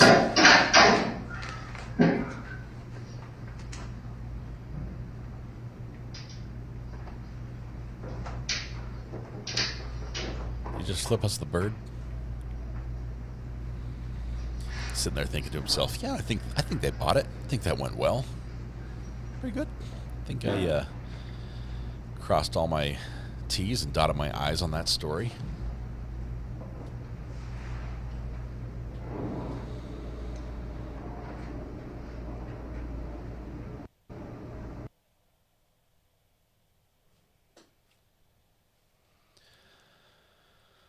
No storms right now in Hinesville.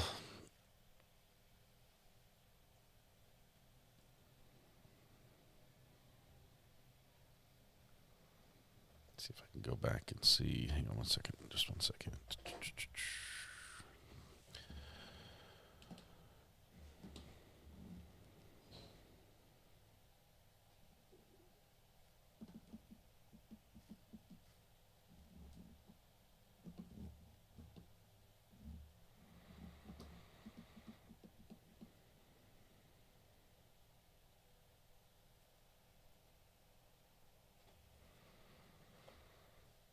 Rage. Sir, listen, I never heard it.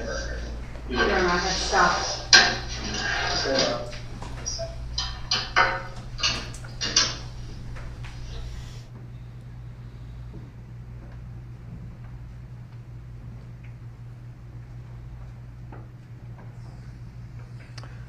All right, the jury's out. We'll be in recess. Okay, they stopped it, and we're now going to a recess. So we're halfway through. Looks like a different guy. Look at him. Just looks like a completely different person there. Wow.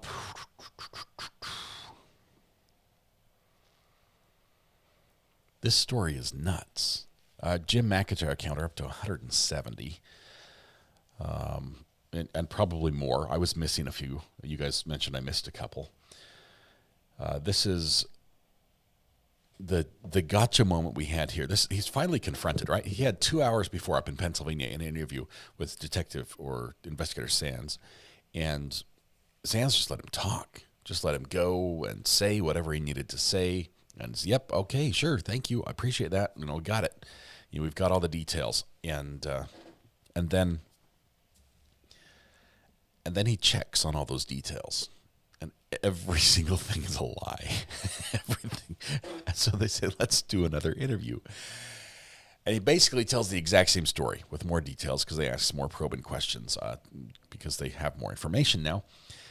And once again, he just lies. When he's confronted with lying to someone else, his go-to answer is that Jim McIntyre told him to do it. He had to do it for their safety.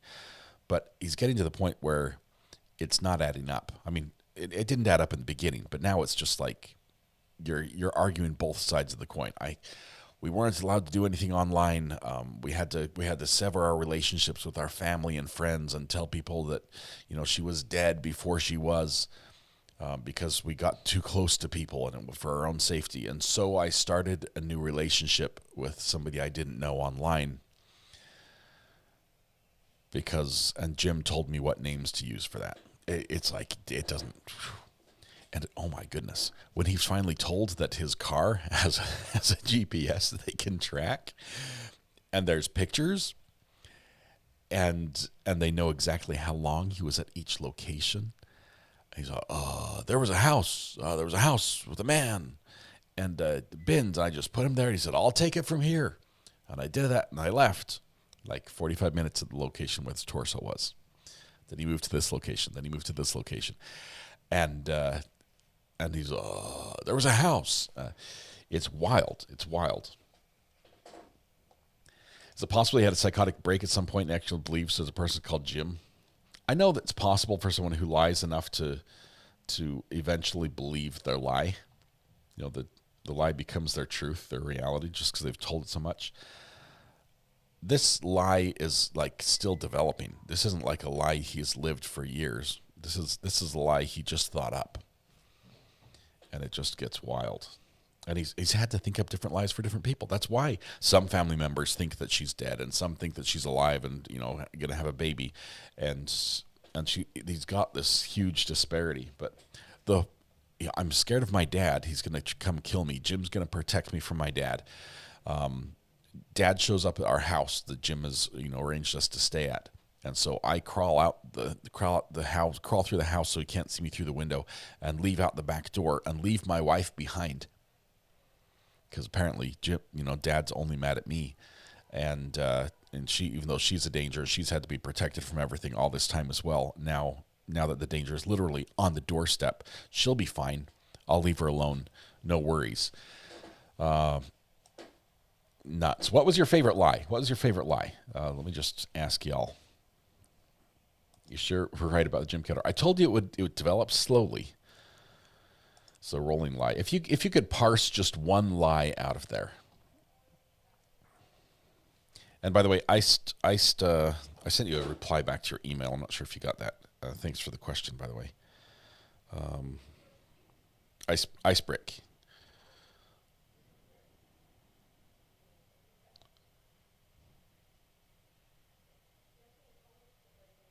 Oh, I think you replied to me. Never mind. So thank you. What do you think about Mr. Sands investigating? It's top notch, stellar. I love how he called him out. And when he first did call him out, he's like, "Did you kill your wife?" No. Why? Yes, you did. His response was, "Yes, you did." Just like he doesn't let the denial stand.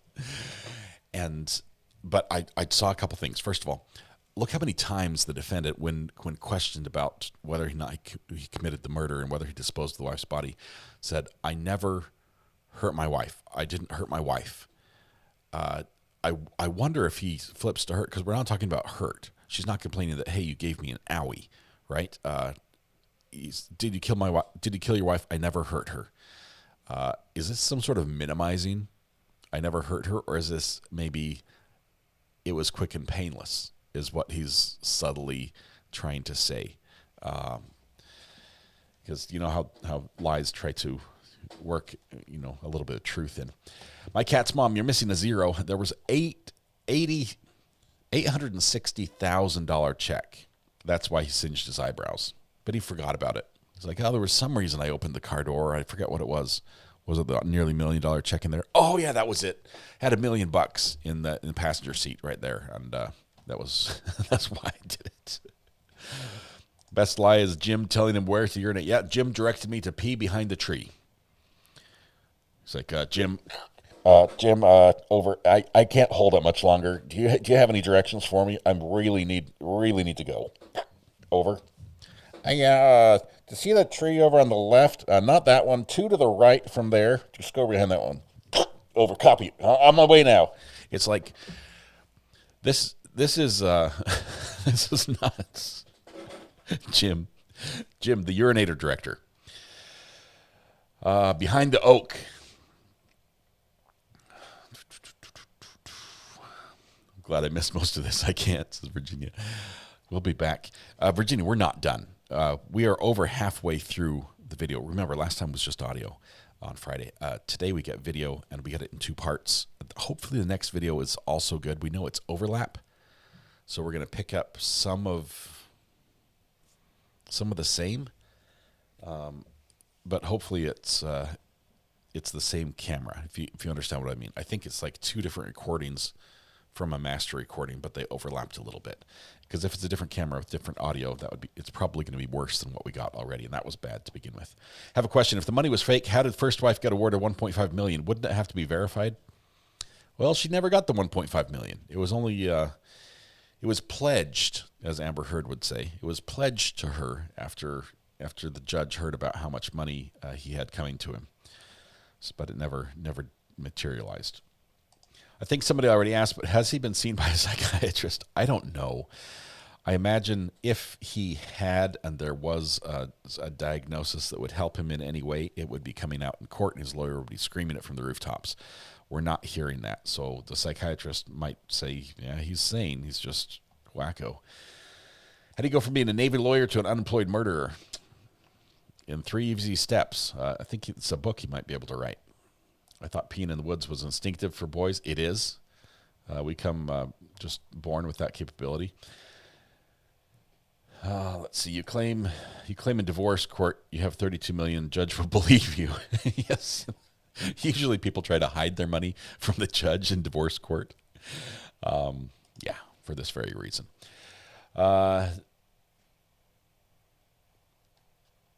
It's not a lie, but I'm still laughing that Ray Charles reference. I'm allowed to because I'm blind, says Robin. Robin, thank you. It was humorous the way Investigator Sands says, you know who Ray Charles is? It's like, yeah, he's a blind guy. It's like, oh, yeah. He can see through this story. He's trying to confront him in every way he can, just to say, you know, we're not buying it, right? We're not out here saying, oh, okay, what happened next? This is not, we're not there. Reminds me of Robert Tellis, the way he carries himself. Very similar lying capabilities. He's saying he's just wacko. That's pretty much I think what might have happened. So if you got the money, she would get the money, but the Navy said, but we will do an attachment to your earnings. I don't know about the attachment on the earnings. My favorite phrase by the GBI interrogator was that Ray Charles can see this.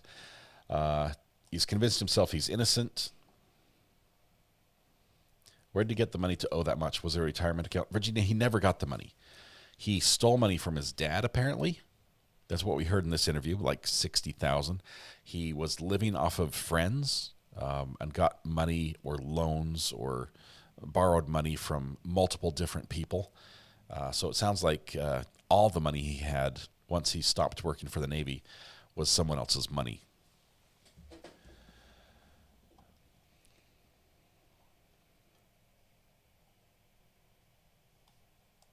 If you have a court order, DFAS, which I happen to know what DFAS is because I worked for them, will force a deduction from mill pay. Yes, I know what mill pay is as well. Fun systems. I worked very closely with that under DISA, Defense Information Systems Agency. So he lied for money. I think he lied to everyone for money. I would imagine an innocent person would be furious if not guilty, just like the JCS video about people being innocent when interrogated. I suspect there are a lot of reasons he left the military that are sealed, says Catherine, and secret, and his behavior made it necessary that he leave or face some serious consequences. We've tried to dig into this a little bit, and I'm not ready to announce anything, but there may be a connection with him in the military and a big news story at the time. So I just, he might have, I'm not sure if forced out is the right word, but it might have, something might have gone wrong. And they're like, okay, you're probably not the one we need in this position. So, sorry. I just, and there's paywalls on, do some Googling and see what you can find. But I can't find, I haven't been able to find the actual source yet, so I can't share it. But not spilling the tea. That's because I don't know if it's true or not. I can't spread something if I don't know it's true. I'm weak at the Googling. Yeah, Greeners, phone a friend. We'll send you help. Maybe ask Kim. I don't think dishonorable discharge. I'm not insinuating that at all. I have no evidence to indicate that's what happened.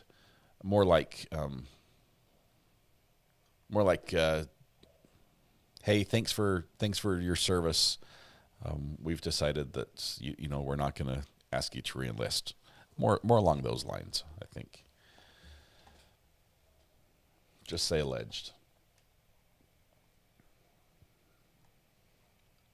Here's what I want you to Google, and if you can find something, let me know. I'm looking for actual, you know, legitimate news stories.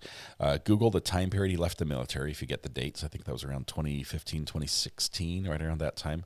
Google JAG, Google, you know, prosecutions, see if there's something he was involved with. And then let me know.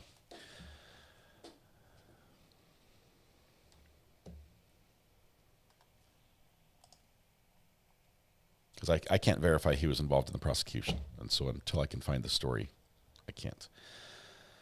All right. I missed an hour this morning and tried to watch the beginning, but I hate being behind, so I'm here. Wogger, this morning you missed, let's see, you found out a couple things about me, that I collect Fenton hobnail milk glass and blue Wedgwood and some green, mostly blue, that I handed a very inappropriate hat to a stranger on Saturday, thinking it was my wife, and it was not. And I think that's pretty much the morning. And happy birthday to is it Iceland Princess? Did I forget? I think it's her. Yeah, JAG documents are notoriously difficult to get access to. So Jim told Nick where to be. This is head of security. He's over such things as name changes, hiding witnesses, and directing people to trees to pee behind. It's all just part of the job. The kind of woman you handed the hat to was not blind, nor was she impressed, might I add. It's funny because, okay, I'll tell the story one more time. Walking through a little oddities shop, right, where all these used a lot of antique items are for sale for way too much money. And at one booth, we're looking for glass and just cool things and thinking of what we could decorate the Airbnb with and everything. And walking through one booth, there's like records and lanterns and, you know, old lamps and cool bottles and you know, the little telephone pole insulators for power lines. Anything you want is in there. And I walk into one booth, and it has this hat, which I thought was really cool because Mrs. R.A. loves to read, and it says reading is sexy. And so I've been pointing things out to her throughout the whole store. We've gone all the way down the back. We're coming up the back side on the other aisle. And so I grabbed the hat. I'm like, hey, what do you think of this? And I get this look from someone who is not my wife. I don't know where Jen went. She was behind me up until that moment. And I just, you know, did the whole sort of thing. And so the look I gave was like the wink wink look. And she was not impressed with the wink nor the hat and did not respond. And so I then had to promptly be like, Jen, have you found anything? And Jen, no response. Crickets. Says nothing. It was terrible. That's how my weekend went. How was yours? Are we almost to the point where the volume's going to be reduced? Are we to that point in the interview where we're Yes, Your Honor. We have selected a time. I've shown it to Mr. Weinstein. We have selected the time, and counsel was the one that indicated to me that he was comfortable with, starting at 1:24 p.m. and 20 seconds. He has also indicated to me that he'd like me to stop when Detective Frost leaves the room, which is at 1:57 and 11 seconds p.m. So it's approximately 33 minutes, where I will attempt to try to just simply mute the sound. I will have the sound bar up. There are two times. It is 1:42 p.m. and 46 seconds through 1:42:48 seconds, and again at 1:52:03 and 152.05, so it's again 2 seconds for each of those. All right, so we're ready? Yes, sir. All right, let's bring our jury in. All right, so now we're transitioning to the other recording. Apparently the volume's going to be reduced, so I might have to do some more work. Holy cow, that bailiff is a full 2 feet shorter than him. The size discrepancy. Wow. Maybe it's the camera angle? Yeah, it's got to be camera angle. Because everyone's shorter than him.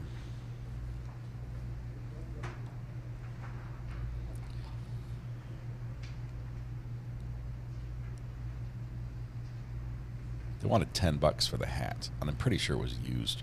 I'm not paying $10 for a used hat.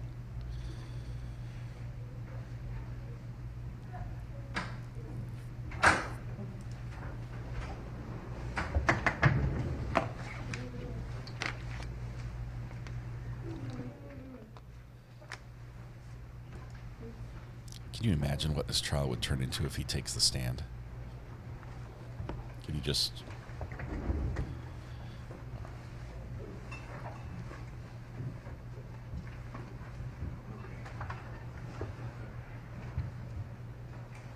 ankle biter. I think that's what it is. All right, everyone, please be seated, and counsel, you may continue. Okay, give me a minute to get the audio right on this new recording as we're transitioning to the new file with different audio levels.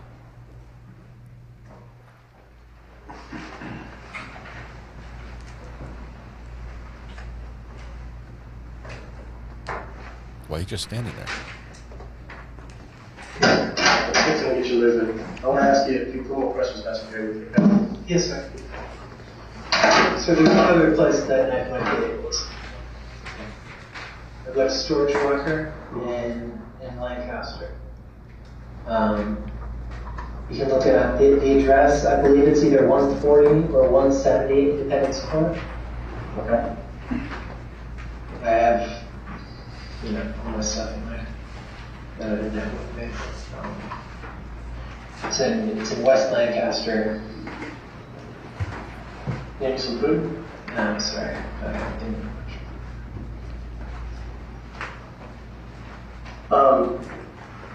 If you will, tell me some more about Jim. Yes, we need Jim more Jims. came into our life in late 2017 to early 2018. We need a Jim song. I'm not sure what had happened first, but we had issues with our bank accounts, both our joint accounts and individual accounts. We had issues with our mail, just going missing, not showing up. I remember all this from Pennsylvania. Yes, sir. So, and you said at some point you talked to the FBI. So I believe both Mindy and I filed online FBI reports. Online FBI yes, reports. Sir. So y'all didn't sit down with anybody? Well, I thought we did, but several days afterwards, I tried to leave a message for somebody that I knew worked at DOJ. I wasn't sure that it reached him because the phone. Who did you know at DOJ? His name is Dave Carpel. He was an attorney in their Dave Chappelle? organized crime division. Oh, butcher his last name. C-A-R-P-E-L? I believe it's K-A-R-P-E-L.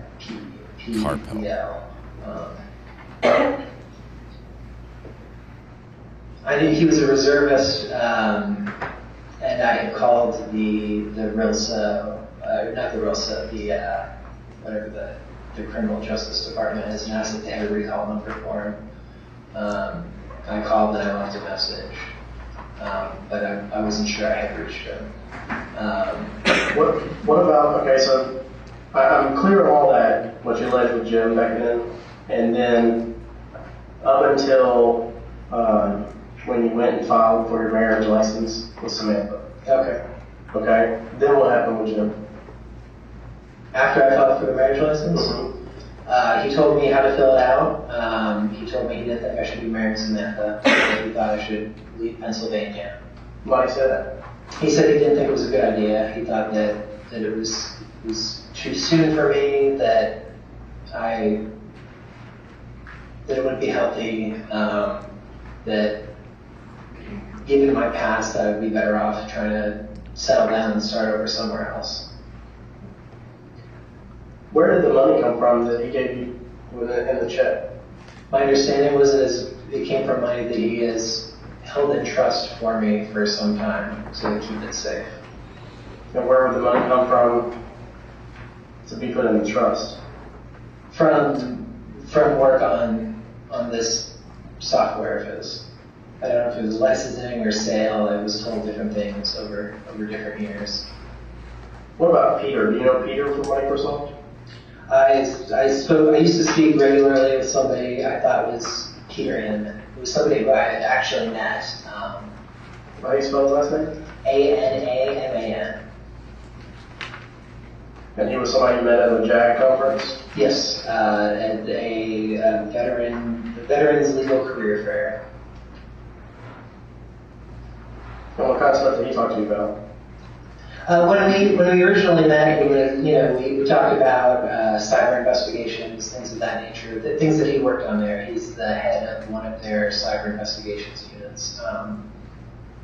And when I first met with,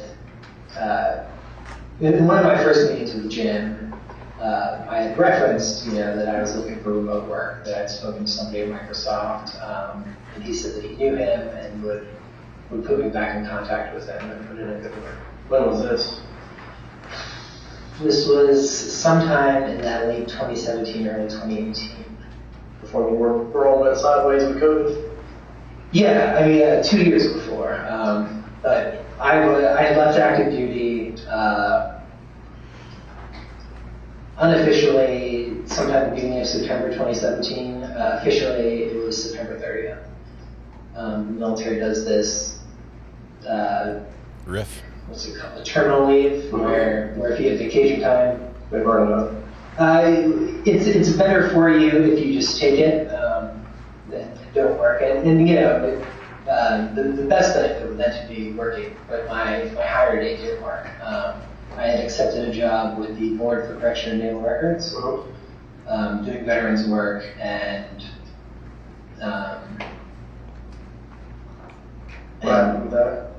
I was there from, I think my start date was October 3rd, whatever that meant. It was a Monday in early October, the first Monday in October it was. And it was a bad fit in a couple of different ways. My client there, the person that I worked in an office with and provided legal advice to, was the head of the Board for Correction and Naval Records. Her name was Beth something.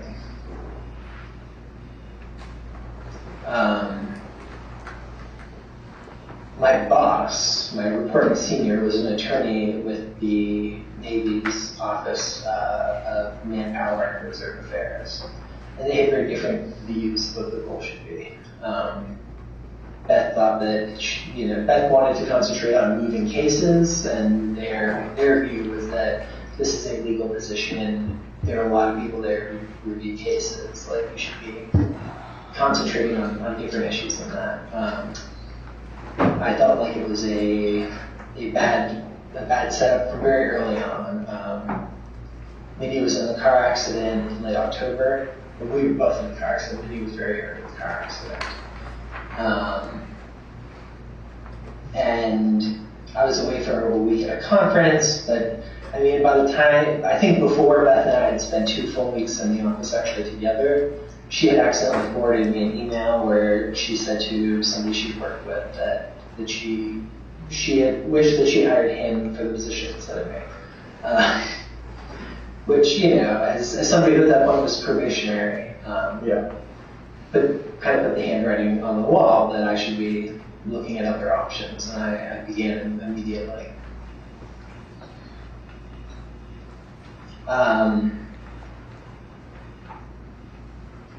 And this was going on while we were having these other issues with email, and I forget exactly when the vandalism started. I believe that it started at this point. I came home one day, and Mindy said that an FBI agent had come to the house. That he was serious about what was going on, and wanted to meet with us both and talk about it. And I think we met a couple days later. And that was Jim? That was Jim. Did they show you any credentials or anything? I don't recall. So, how did you tell or inform Jen that Mindy had passed away? I think I sent him a message that night. You sent him, how'd you send him a message? On Signal. On Signal? Yep. And you don't remember any phone numbers you called him on or anything? So he changed phone numbers more frequently than I changed phone numbers. And what did he say?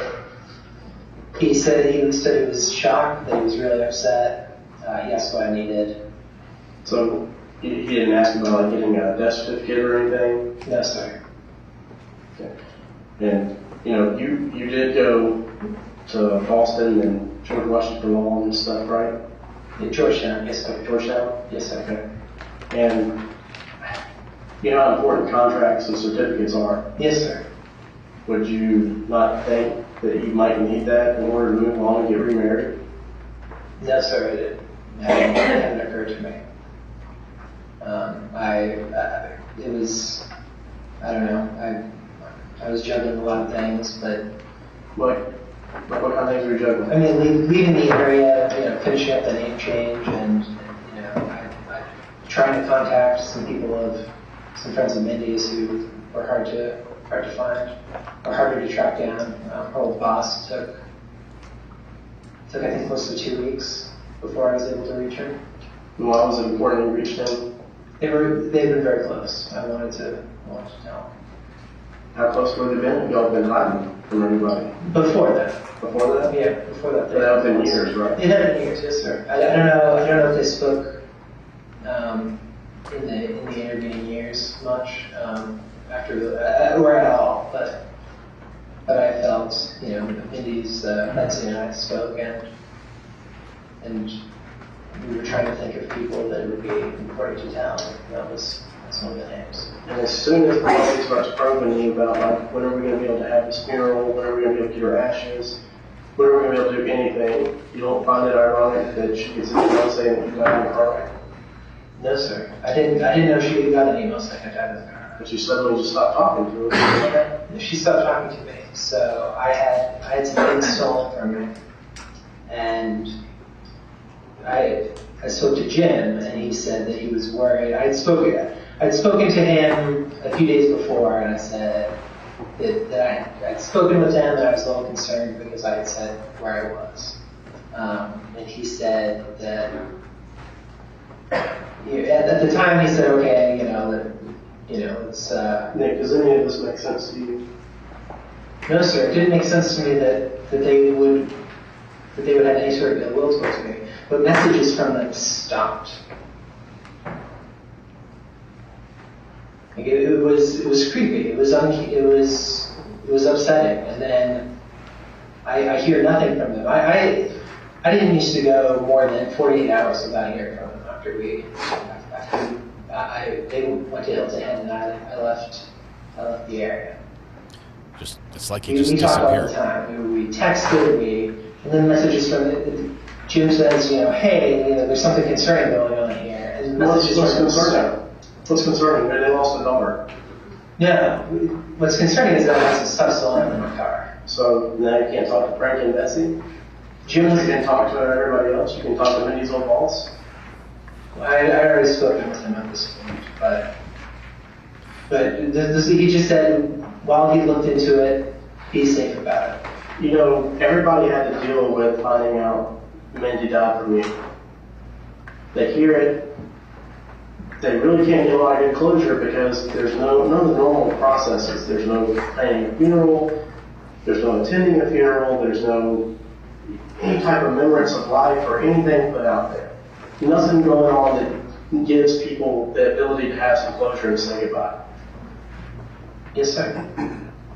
That's upsetting to me too. You're robbing the family of that. And you're going to put them through all these lies you continue to spring out that we've already showed you the evidence. We've already told you about what we have and what everything shows. You start to see it. When you talk about putting those totes down in the dirt, you start to see it. Sir, I don't think you're a monster. I think you've been running for too long, and this was a way out. One thing stood in the way, and you didn't know how to do it. Sir, if I wanted to run from Mindy, I could have gotten in my car and left. What about the baby?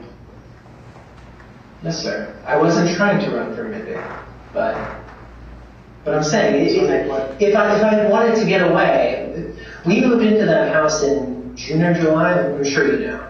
I don't know the exact date, but we moved into that house June or July. I left it in early December. Mindy went outside one time in those months, and it was for 5 minutes to see the new car. Right. Breach of security to see the new Like, car. I could have walked out the door at any point if I wanted to get away, but I didn't want to get away. What happened? Sir, I don't know what happened. You do know what happened. I don't. You do know what happened. And the evidence shows us what happened. So it's going to be our evidence against your story of Jim. Jim, and your story of the doctor. Jim, who told us what to do. There's no Jim. Nothing, sir. There is. There's nothing we did for years. There was a Jamie McIntyre that worked at the Pentagon while you were there as a correspondent. He didn't know you either, but I'm just saying. I don't. He doesn't know you either. Like, I never heard of Mindy. Like, nothing we did for years would make sense under any other sort of caveat. You didn't hurt Mindy, but yet you were telling Samantha back in September that your wife had died. Yeah. In fall? In September, you had already told another woman that your wife was dead. I had told multiple people. You had started this storyline. No, sir, I told multiple people. And you don't tell her mom and dad that until after it becomes reality. No, sir. Starting back in 2020. Fall 2020, Mindy got really sick. I understand Mindy had thyroid issues and she was really sick and she had other kind of problems going on. And I don't doubt that she probably acted sick around the house. She was probably afraid of what you were going to do if you found out she wasn't pregnant. Sir, that's... Nick, you had a very successful life. And it got robbed from you. Yes, sir. I have an ex-wife. I can fully understand the rage and frustration that can cause, even when you're not attached with them anymore. You have been running all this time trying to get away, that she still has that control over you. She still has that court order out there lingering over your head. You can't get back to where you were with Mindy because you're still running from that past life. Sir, I didn't know that past life was still wrong. The judge told you he wanted movement on that case by the following Wednesday. You said, yes, sir, I'll take care of it. I got $32 million in assets. I can take care of her. Yes, sir. You never show back up for court. You know you can't do that. You know there's repercussions if you do that. Yes, sir. And that is when this all spiraled out of control. And for you to admit to live your best lives away from all this, you hit out. You hit out, the lies kept rolling until you just kept on going with them. You felt good living there with her family, her mom and dad, not her brother, but her mom and dad. I felt good living with your brother too until the end. Yeah. Because he needed y'all to do something. It's not normal, man. You have such a successful background and you're smart. So I get it. You know, it's you gotta do something. And then the pregnancy, what you wanted. You wanted this family. Yes, sir. I thought everything we worked for years was to get somewhere and get safe. So, I thought that was it an argument that started that morning? Were you already planning on leaving? Were you going to confront her about not being pregnant? No, sir. I thought she was pregnant until the beginning of this. I know you thought she was pregnant. And she had told everybody. She told her friends. She told family. Everybody thought she was pregnant. Yes, sir. Come on, Nick. Sir, I never... Again, you were robbing all these people you said you cared about. Her friends, her family. Everybody you called and told that you thought needed to know she had passed away. They're going to have to relive all that and go through this trial and lose her piece by piece again. Sir, I never... Well, I don't think you intended to hurt Mindy. that I think something snapped. The pressure of all this, all these lies coming to a head. Sir, something happened. What pressure, sir? We had money. We were comfortable. You see it in your head when you describe setting those folks down in the dirt. There's a reason why that memory sticks out in your mind. You don't see it, but I see it in you. I see when you say it, I watch you and you pause because you're getting that horrific mental image when you do that. Yes, sir. Yes, sir. That's something you got to live with. But do you want to live with it hidden away as a lie to everybody for the rest of your life? Or is it time that you understand, like, I just couldn't live this anymore, she wanted more, she told me she wasn't pregnant, or she kept lying, I knew she wasn't pregnant, she took another pregnancy test. What happened? Sir, nothing happened. If she wasn't pregnant, if she lost the baby, if you took her to a medical facility and they were able to perform an autopsy and stuff, they could have just incinerated the body then and we wouldn't have one. They could have given you her ashes and sent you on down the road and created fake documents. That is such an elaborate, far-fetched scheme that yes, you need to keep that down to write it in a book. But that's not what happened then. And you know it's not what happened. And when you drove out there and you went out to the middle of nowhere, you know that's not what happened. There was no guy that took the totes from you from the bag. Yes, there was, sir. There's nobody out there, Nick. There's nobody out there. There is no Jim. 25,000 acres of swamp and pulp farmwood. Sir, I drove out. I want a specific way. I was told to. You took the totes out. You took the totes out. Yes, sir. You were trying to cover it up. No, sir. It was horrible. No, sir. You were trying to get away from it. You just wanted to release. You wanted to be free. No, sir. I was doing what I was told to. I did what I was told to for years. Nick, somebody that doesn't care about Mindy doesn't cover up the head. The head's the only thing that's going to hold on to that semblance of who that person was and be that reminder. That's why it was so important that you had to conceal that. You had to get that closure and get that done. Give her some peace, give her some closure. Sir. Give her some peace. Sir, I never heard. Give her family some peace. Give Frank and Betsy some peace. Sir, I would if I could. You can. I can't. I don't know what happened. You do know what happened. I never hurt her. You were the one in that car with her body driving out there. Sir, no. Yes.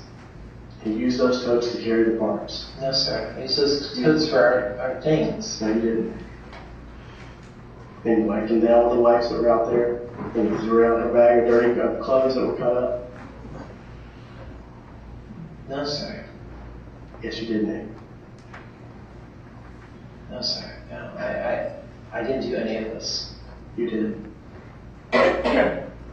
Are you going to stay with this? And this is the monster you want people to see you as, that you're capable of killing your wife? No, all sir. you love? You lived there with your in-laws. Yes, sir. That you told were your family. Yes. You sold them that they were your real family closer to anybody else. Yes, sir. I told them mom and dad. And so you're going to betray all that. No, sir. He entrusted you. You were such a chivalrous man and such a good man. You came to them and asked for her hand in marriage. Yes, sir. You asked that man to let me be the protector of your daughter. Yes, sir. Let me take her in. Let me give her this life. Let me share it with her. Yes, And sir. you swore a vow in front of God and everybody. Yes, sir. You didn't protect her from yourself, Nick. No, sir. You did not. I didn't hurt her. You did hurt her. No, I put her in this. She should have never been in this situation. We should have never listened to Jim. There's no Jim. There is a Jim. No, there's not. Sir, we moved every 4 or 7. You're right. So you're going to leave your career budding out in the military to have a family and stop moving around. Yeah. But some blowjob that comes in off the street that you don't even know a phone number or credentials for tells you to move around with your wife forever, and you're okay with doing it. No, we were terrified. Of your father, who you now you call back for, and you know, hey, sorry, Dad, I'm in some shit. I asked him. That's the first thing I asked him was if he attacked me in Charlottesville.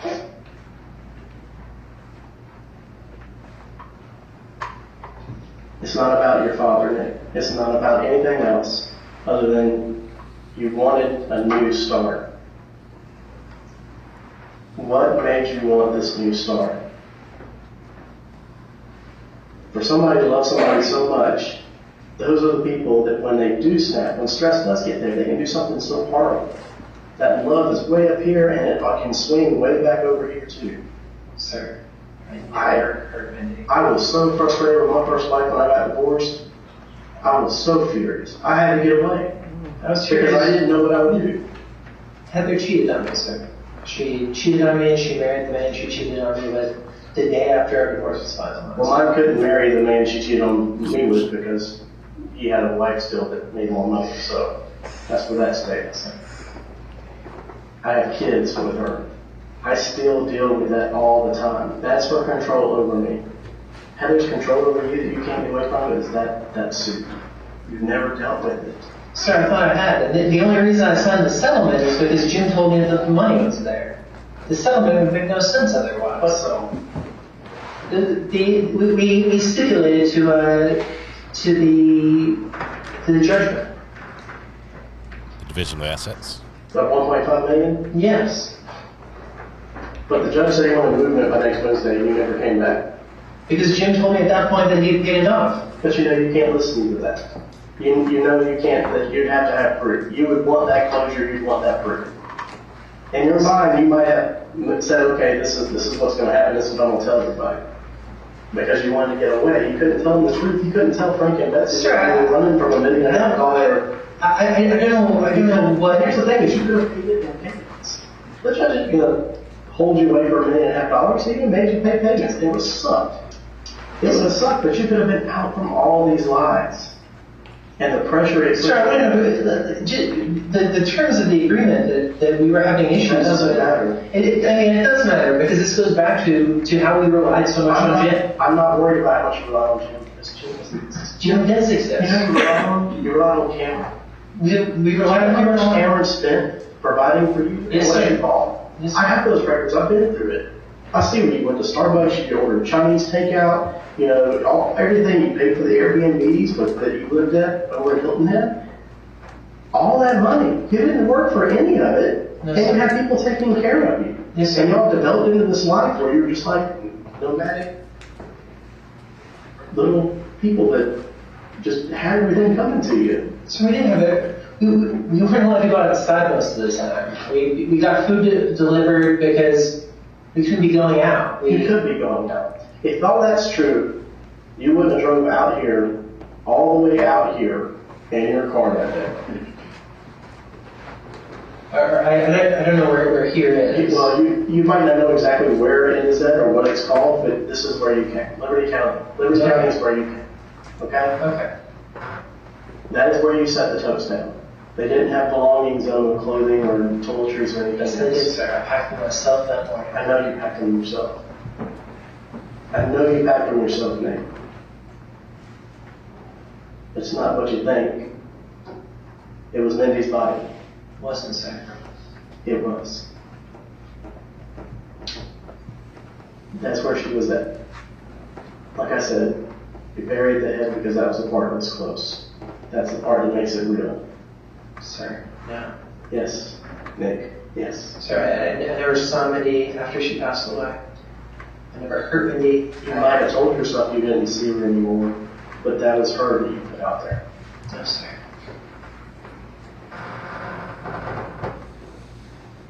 Whatever I can do, like You can let everybody have their closure and try to explain what happened instead of continuing to lie and hurt everybody. He edited out the lie detector. Frank and Betsy are still dealing with all the lies of, holy crap, we've been living all these lies. There was no Microsoft stuff coming in. This money was coming from somewhere else. Cameron realizes that you weren't waiting on these big settlements to come in. We were waiting on this money to come in. We met with bankers in Washington, D.C. Where's it at? Jim's told me that he had it. If the banker's going to make a settlement with you in court, you have some kind of settlement coming to you, and you're worried about being found, they're going to track you through that. Like I said, I found you real easy on Google. Jamie, thank you. Oh, gee. So what I'm saying is you don't have somebody covering your tracks. I thought I did. You don't, Nick. And that's the thing, it's all the stress from running and from your own lies. So we gave him access to everything. I understand. Our emails, our everything. bank accounts, our social media accounts. And the problem is that this has nothing, that Mindy's death has nothing to do with Jim. Mindy's death has to do everything to do with you and her relationship. Mindy's death has everything to do with this web of lies that's coming crashing down. Samantha, that you have been talking to, the lies you told everybody Mindy was already dead, and then her lie about the pregnancy. I didn't know she lied about the pregnancy. Well, she did. Because when you stabbed in the stomach, there was no baby in there. Sorry, I didn't stab her in the stomach. I didn't stab her at all. Everybody is using this over and over again, Nick. That was sneaky. You care about any of these people. Quit the lies. This isn't make-believe. This isn't a story. This isn't one of your Reddit stories. One of your Reddit stories. This isn't one of Samantha's stories. No, sir. This is real life. Yes, sir. And unfortunately, in real life, people do bad things to other people. It doesn't mean they're necessarily bad people. They have reasons why they do it. They get stressed out. Sir, I've been stressed for years, but I don't go into rages. I'm not an angry person. Everybody has a point. I'm no different than you. I could get to my point one day and do something out of a fit of rage that I don't like. I punched walls at my house when I got mad. I was like, walking by and see the damn hole in the wall. Damn, stupid ass, why'd you do that? Because I got mad. I justified it to myself because you got mad. You got mad. No, sir, I didn't get mad. Yes, you did. Sir, in 2020, in late 2020, this didn't happen in late 2020. I know, but no, I want to say this because in late 2020, we were at our lowest low. Mindy had been really sick. I thought she was going to die. And we weren't allowed to tell anyone. We weren't allowed to tell her family. We weren't allowed to tell her friends. You chose not to tell anybody. No, we were told not to tell anyone. By somebody that you don't even know doesn't like live with you every day, that's not doing anything for you. He wasn't providing for you in 2020. He was sometimes. No, Cameron was providing for you in 2020. No, he brought things by. He gave us money. And we thought he was keeping us safe.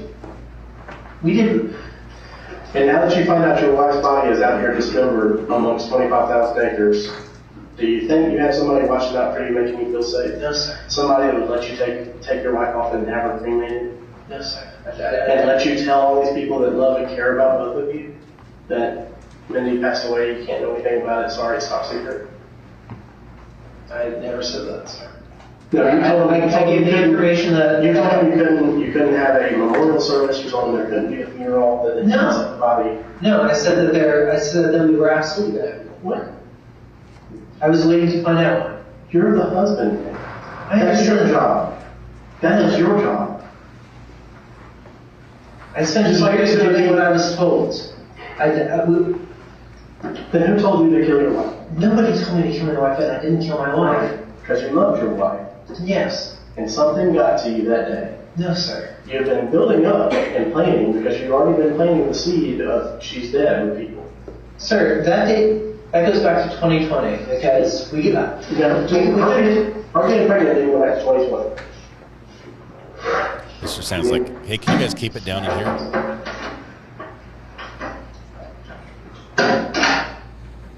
I don't know how long they're going to sit there. Do we have enough time to play a song about Jim? Yeah, maybe we push for a moment.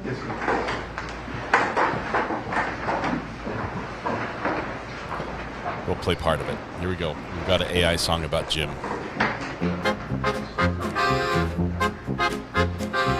Jim McIntyre wears a coat of gray, keeps your secrets locked far away. He's got your cash in a coffee tin, a map to the bathroom.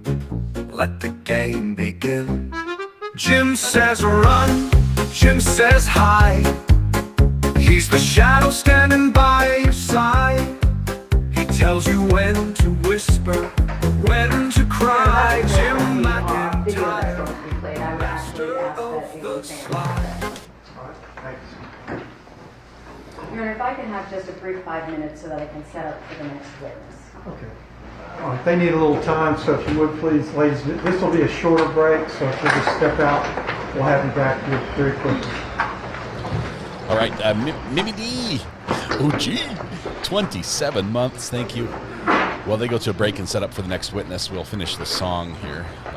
Pick up where we left off, maybe.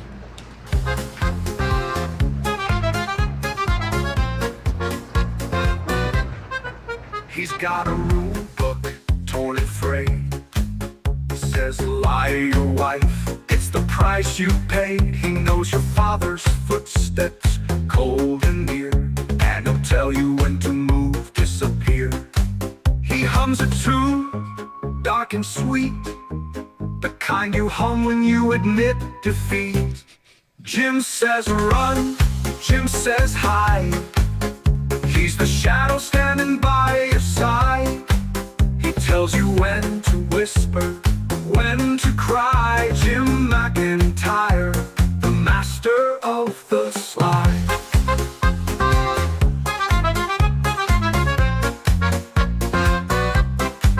He hums a tune, dark and sweet, the kind you hum when you admit defeat.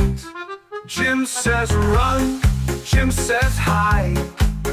He's the shadow standing by your side.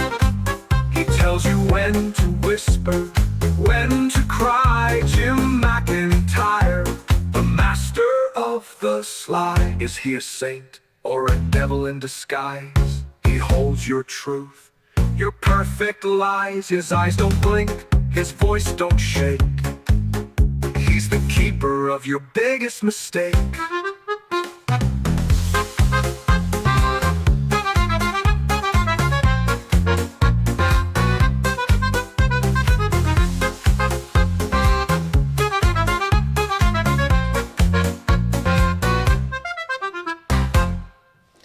All right, there you go.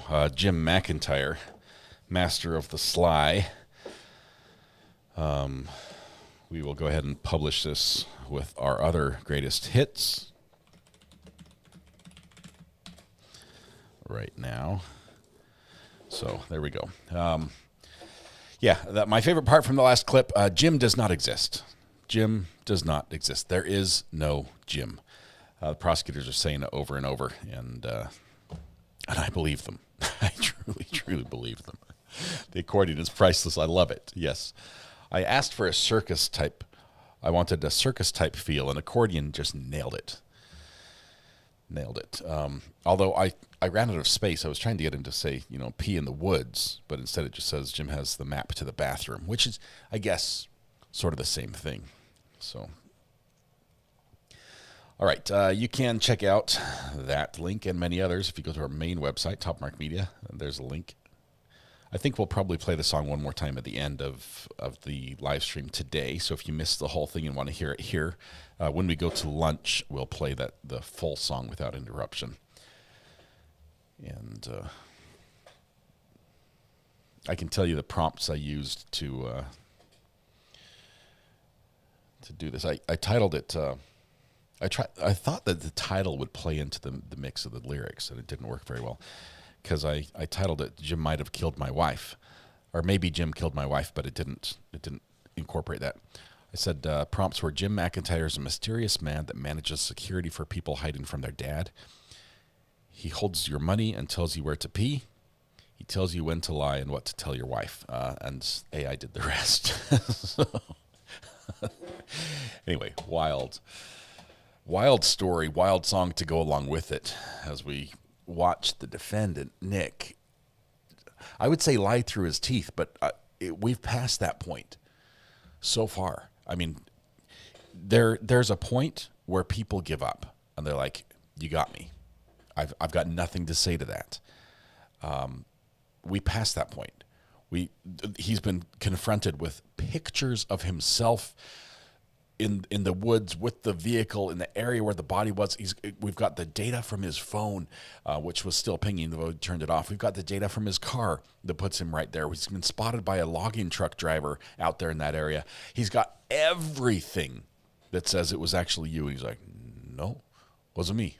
You know, this is the it wasn't me defense, and he just won't. He won't admit. He will not budge an inch on this, and he thinks that if he says long enough that wasn't me, then it's fine. And he wants to talk about, well, Jim told us we had to lie every time we caught in a lie. Well, Jim made us do it. Jim made me lie. Jim made me lie. Bad Jim. Bad Jim. So secret, he doesn't exist. It's the Shaggy defense. It wasn't me. Lady Draconis, good to have you here. Welcome. Let's see. Nick will go to his grave trying to convince. Here's what I'm afraid of, Evangeline. If he thinks that talking more will fix this, he's going to want to testify. He's going to want to tell his story. What harm could it do, right? Maybe somebody would be won over by his charisma. I don't know. Can you imagine he takes the stand? He's like, okay, it's time to come clean. And he thinks up like an even more elaborate lie that incorporates every other lie previously into a bigger lie that he was lying about. Will he testify in the second person as Jim? I think he might answer to that right now. I don't want to see him on the stand. First of all, let me say this. I don't want to see him on the stand because as he's lying, I mean, it was pointed out by the investigator at the end of that last interview. As he's lying, he's literally just like shoving it in the faces of the family who have had nothing, right? They didn't get to see their daughter. They didn't get to talk to her. They didn't get to say goodbye. They didn't get a funeral. They didn't get anything. And now they're just being given lies and nothing to hold on to. The graveside service that they attend is marred by the fact that they know that she's in pieces in a corpse, in the coffin, at his hands, and he's still lying about it. It's terrible. I hope he doesn't take the stand because that is just it's spitting in the face of the family is what it is. But all right. Josh, member for 18 months. 18 months, even though I know I've been here longer. Shout out to the best chat and mods. Oh, yeah, RA too. Thanks for the inclusion there, Josh. Appreciate that. Thanks for everything you do. And even when you don't come back after lunch, when does that happen? Josh, thank you for your huge support of the channel, attorney level support, and a fantastic moderator as well. He's brainwashed himself. Man. It's got to be one of the best songs created so far. It's getting better, I must admit. AI, when we first started using it, was terrible, and there was parts just like cringeworthy. This one, it sounds more. It's still AI, and you can tell, but it just sounds more polished.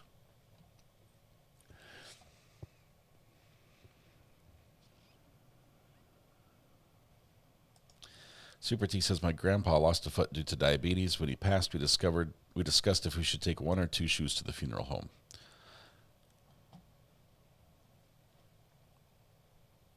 I can tell you my thoughts. I would have taken 2. Because what would you do with the other, really? That would be my thought on that one. Butt Dials at Midnight is a good song. That is a fantastic song. Jim actually sings the AI songs. Allison, best comment of the day right here. Jim is the voice behind the AI songs. You bring it back in. Tanisha says, Lady Draconis, wow, I just realized you're here quite a bit. But just realized you're also a mod for Uncle. Lady Draconis is amazing. You'll find her over on Rob's channel as well. Lawyer, I almost put you on Peter's channel, sorry. Law and Lumber.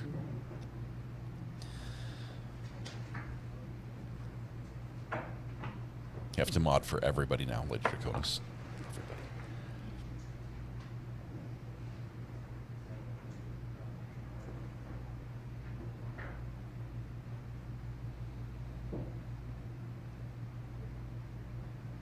Why is the cop pushing the rage thing? I think he was on it. I think he nailed it. I think that's why the defendant, Nick, was trying to deflect and talk about 2020, because I think he did get mad. Your Honor, it may very well freeze in the middle. I've asked for a backup computer to plug it in. A backup computer, If I like can it's borrow that, that would be great. like it's the computer's fault. Can you bring in the backup computer? I'm sure that transition will be seamless from the primary to backup.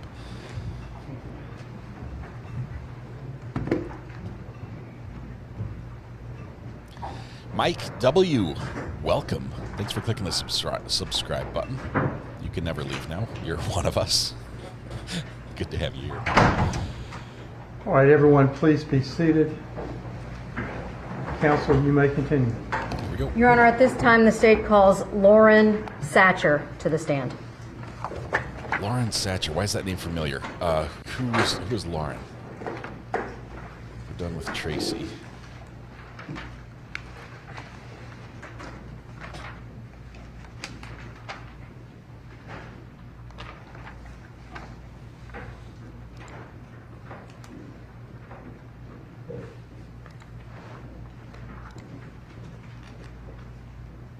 I look at him and I think he's just waiting on that call from Jim. Jim's going to call any moment and just explain this whole thing, and it's going to be better. Everyone will be like, oh, okay. Yeah, now we get it. Okay, just waiting on Jim's call. Angelo, member for 22 months. Oh, gee. Thanks to everyone for being my friend for 22 months. Love this safe space. Angela, love it. It wouldn't be the same without you here. Thank you so much. Good morning. Good morning. Before you're seated, please raise your right hand and take the oath. Do you swear or affirm the testimony that you're about to give will be the truth, the whole truth, and nothing but the truth, so help you God? She has a badge. Please have a seat and position yourself close to that microphone. Looks like GBI or FBI. What is that? We're going to have to pan down just a tiny bit. Thank you. My apologies, Your Honor. Sure. I'm transferring.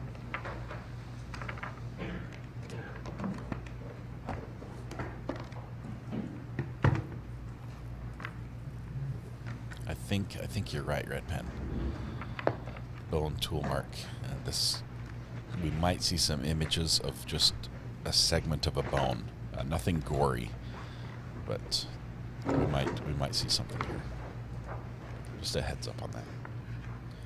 Okay. Francis Good Fitzgerald, morning. thank you very Good morning. much. Can you please state and spell your name for the court reporter? My name is Lauren Satcher. That's Lauren. Satcher is Satcher. Where do you work? I work for the Georgia Bureau of Investigation in the Division of Forensic Science in the Firearms and Tool Marks section. And what is your title within that section of the crime laboratory? I'm a Firearms and Tool Marks examiner. And can you describe your educational background and professional qualifications as they relate to firearms and tool mark examination? So I got my degree in biology with a minor in chemistry from William Carey University. Then I got my master's in forensic science from the University of Southern Mississippi. Once I graduated, I started with the GBI and entered into the GBI's training program. It's about 16 to 17 months of training that includes things like firearms design and manufacture, ammunition design and manufacture, tool mark examination, muzzle to target distance determination, serial number restoration, and then months and months of microscopic comparisons. And in that capacity, as those requirements are, can you tell us what kind of practical work is required to get certified as a firearms and tool mark analyst? How do you mean? Did you do any mock workups or any presentations or things of that nature during the course of your training? So throughout the training, it's divided into blocks of training. So like tool mark examination would be one block, serial number restoration would be another block. During these blocks, it's a lot of research, things like that, practical work, practicing on the microscope or doing serial number restoration, whatever that block of work is, a lot of hands-on practical work. And then at the end of each block, there is either a written test or a practical test or a combination of a written and practical test. At the very end of training, you have a mock case, so you're given a fake case that you work, and then you have a mock trial. What happens if you get any portion of that not 100%? So you have to make a certain percentage on the written test. For the practical test, every aspect of it has to be correct. If you fail a test in any of the blocks of training, you go back through some remedial training in that block, and then you have a second attempt to pass not the same test, but another written or practical test in that block. If you fail the same block twice, you look for another career. Wash out. You look for You're another no longer career. moving forward in the firearms and tool marks training at the GBI. In addition, if you were to fail a block of training and then later down the road fail 2 other blocks of training for a total of 3 fails in different categories, that would also have you eliminated from the program. 3 strikes. You get terminated, you get fired, right? Right, as a firearms examiner at least. Right, okay. And that includes tool mark practicals as well? It does. And did you perform all of those practicals and certification tests that you just described? I did. And were you certified as a firearms and tool mark examiner for the Georgia Bureau of Investigation? So I successfully passed all of the training with the GBI to become a firearms and tool marks examiner. Okay.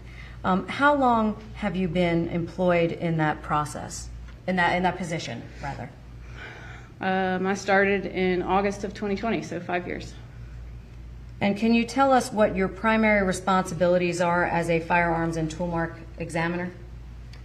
So my main job is looking at ammunition components like bullets and cartridge cases to determine if they were fired from a particular weapon, as well as looking at tool marks left behind on other objects, doing serial number restorations and muzzle to target distance determinations. And can you tell the jury, when you do analysis, what kind of tools do you utilize to enable you to do so? So the thing that I use the most would be a comparison microscope. So that's basically 2 microscopes like you'd see in a high school connected by an optical bridge. So what this does, it lets me see 2 different things at the same time under the same magnification. So I can put something on one side of my microscope and something on the other side, and when I look through that eyepiece, it's like there's a split down the middle so I can see both things at the same time. And how many samples do you think that you've examined under your microscope in the last 5 years? Thousands. Estimated. Thousands. Okay. Would it be fair to say that sometimes you are able to make a comparison? Yes. And sometimes are you unable to make comparisons? I can make comparisons. I can't always come to a conclusion. Okay. With respect to that, how would you define the frequency with which you can come to conclusions? What I mean by that, I suppose, is it always, only sometimes, oftentimes? How does it work with firearms and tool mark examination in that regard? Well, there are a lot of factors that come into play. So when I'm making a comparison, I can either come to an identification. So this bullet or this cartridge case was fired from this firearm. An elimination, these bullets or cartridge cases were not fired in this firearm. It can be inconclusive, which means there's just not enough information there. Or it could be unsuitable, which means there's really nothing there to be compared at all. So a lot of factors can come into play on whether or not I can come to one of those identification or elimination statements. Sometimes it has to do with damage. So if something's really damaged and there's not a lot of information on that object, it could be inconclusive, which basically just means there's not enough information to tell one way or the other. So as far as how often I can come to a conclusion, it really just depends on the case. I'd say oftentimes we can come to a conclusion, but there are sometimes you'll go through a streak of cases that are just inconclusives. Okay. And you're not looking for a particular outcome, are you? I am just there to see what the evidence has to say. Okay. Can you briefly explain what forensic tool mark analysis, I know you mentioned some about the firearms, what forensic tool mark analysis is and what the role of a forensic tool mark expert entails in those circumstances? So a firearms identification is actually a subset of tool mark identification. So the the theory behind tool mark identification is that the harder object is going to leave markings behind on the softer object, okay? So a lot of times what I'm looking at is firearms, and in that case, the firearm would be the tool. So the tool is the thing that's the harder object that's going to be leaving behind the markings on the softer object. So firearms identification is a subset of tool mark identification because in this case, the firearm is made of a stronger metal and it's leaving behind markings on the softer metal of the bullet or the cartridge case. So when we're looking at tool mark examination or tool mark identification, we're just broadening that out, and instead of just looking at firearms, it's looking at different tools and the objects that they were used on. So that can be things like bolt cutters on padlocks or wire cutters on wires. So basically we're just looking at whatever this object is, the harder object would be our tool, and looking at the markings that it leaves behind on the softer object. Would that include knives and saws, things of that nature? It would. And potentially, would those leave behind marks on items such as bone? They could. Okay. And is the Crime Laboratory Firearms and Tool Mark Examination Division subject to the same accreditation procedures as all the other divisions within the Crime Laboratory? We are. Do you undergo the same requirements of peer review on your work product? So in the firearms section, we have a two-step peer review process. There's verification and then peer review. So if I'm the primary examiner, after I work a case, it goes to my verifier. That is someone who gets the evidence and they make the same comparisons that I did without knowing what my conclusion was, and they come to their own conclusions. So that would be my verifier. At that point, if we're in agreement on whatever the conclusion was, that's when I make my report, make sure everything is in the case file, and then a third firearms examiner, who is not me, who is not my verifier, will then go into the case file, go through all the documentation, and make sure that everything on the report is supported by all the documentation in the case file. Did that happen in connection with this case? It did. Can you tell the jury what proficiency testing is? So proficiency testing is something that we undergo at the GBI. Basically, an outside vendor has a series of tests, whether that be a firearms PT or proficiency test, looking at bullets or cartridge cases. We could have tool mark PTs. The type of tool can vary. Serial number restoration PTs, and muzzle to target distance termination PTs. Basically, the outside vendor has a big group of these testings that goes out not just to us, but to other labs as well. And they have the ground truth, which basically just means there's somebody waiting at the end with the answer sheet, right? And so throughout our time at the GBI, we will get proficiency tests, where we get this test from the outside vendor. We go through our analysis like we would if it were a case, and then give our results to that outside vendor, who will then let us know if we reach the expected results. And, excuse me, were you subject to proficiency testing? I am. And I'm assuming you're still employed? I am. Okay. Are you required to document, I believe you said you create reports, is that correct? That's correct. Can you tell the jury how your notes and your reports are performed during the course of an examination?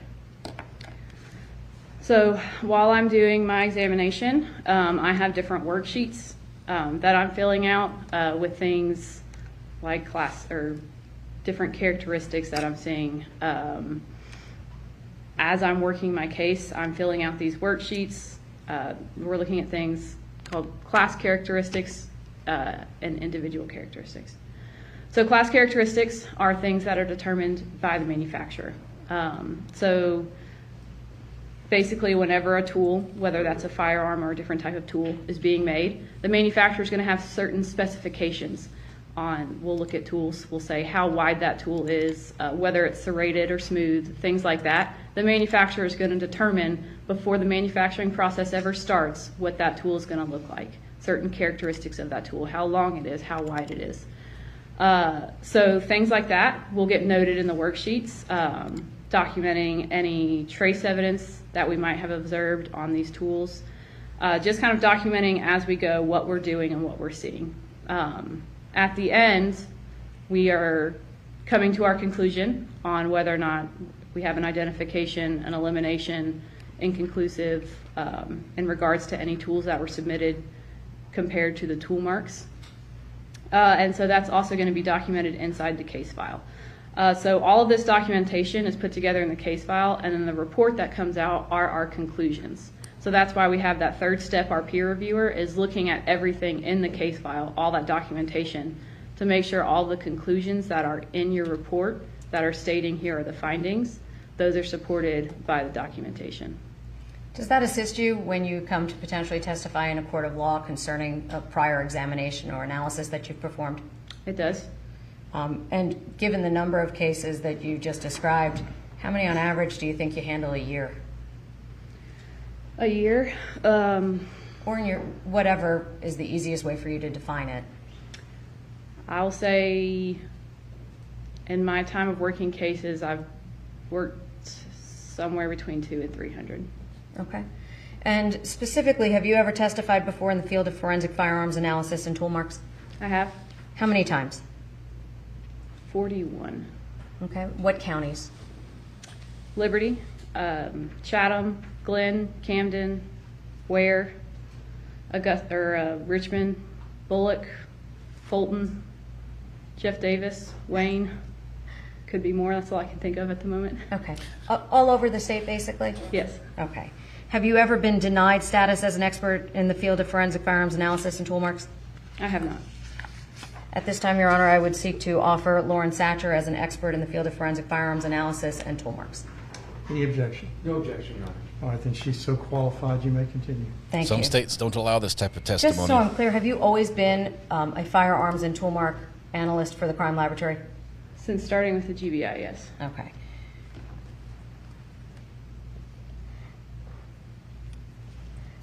Are there limitations to tool mark examination?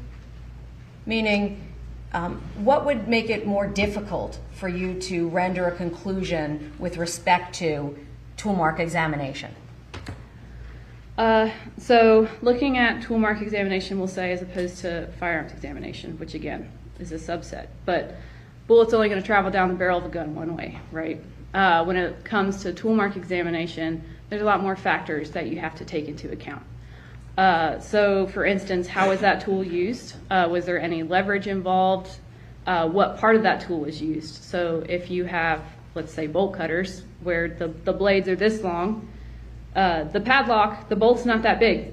So where on that cutter was used to cut that padlock? So you have to take other things into consideration with tool mark examination, like how that tool is used. Tools aren't always used in the way that they were intended to be used.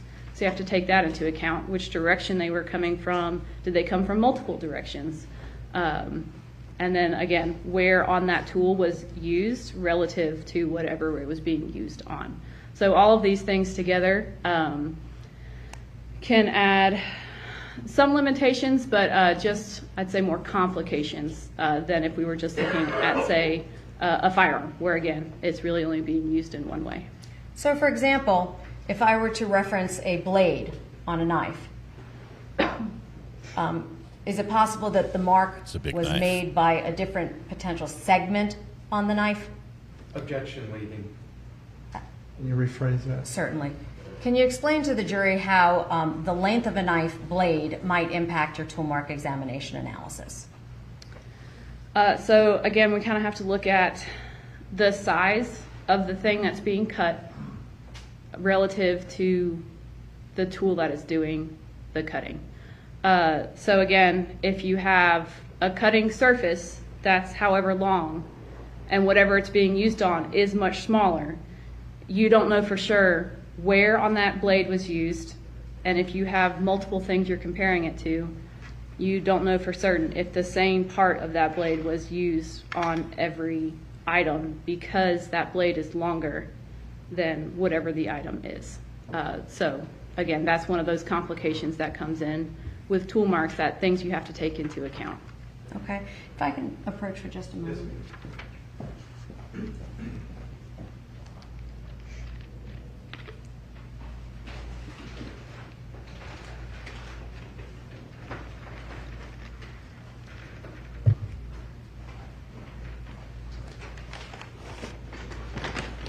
My apologies, Your Honor. I believe the other item is behind the witness.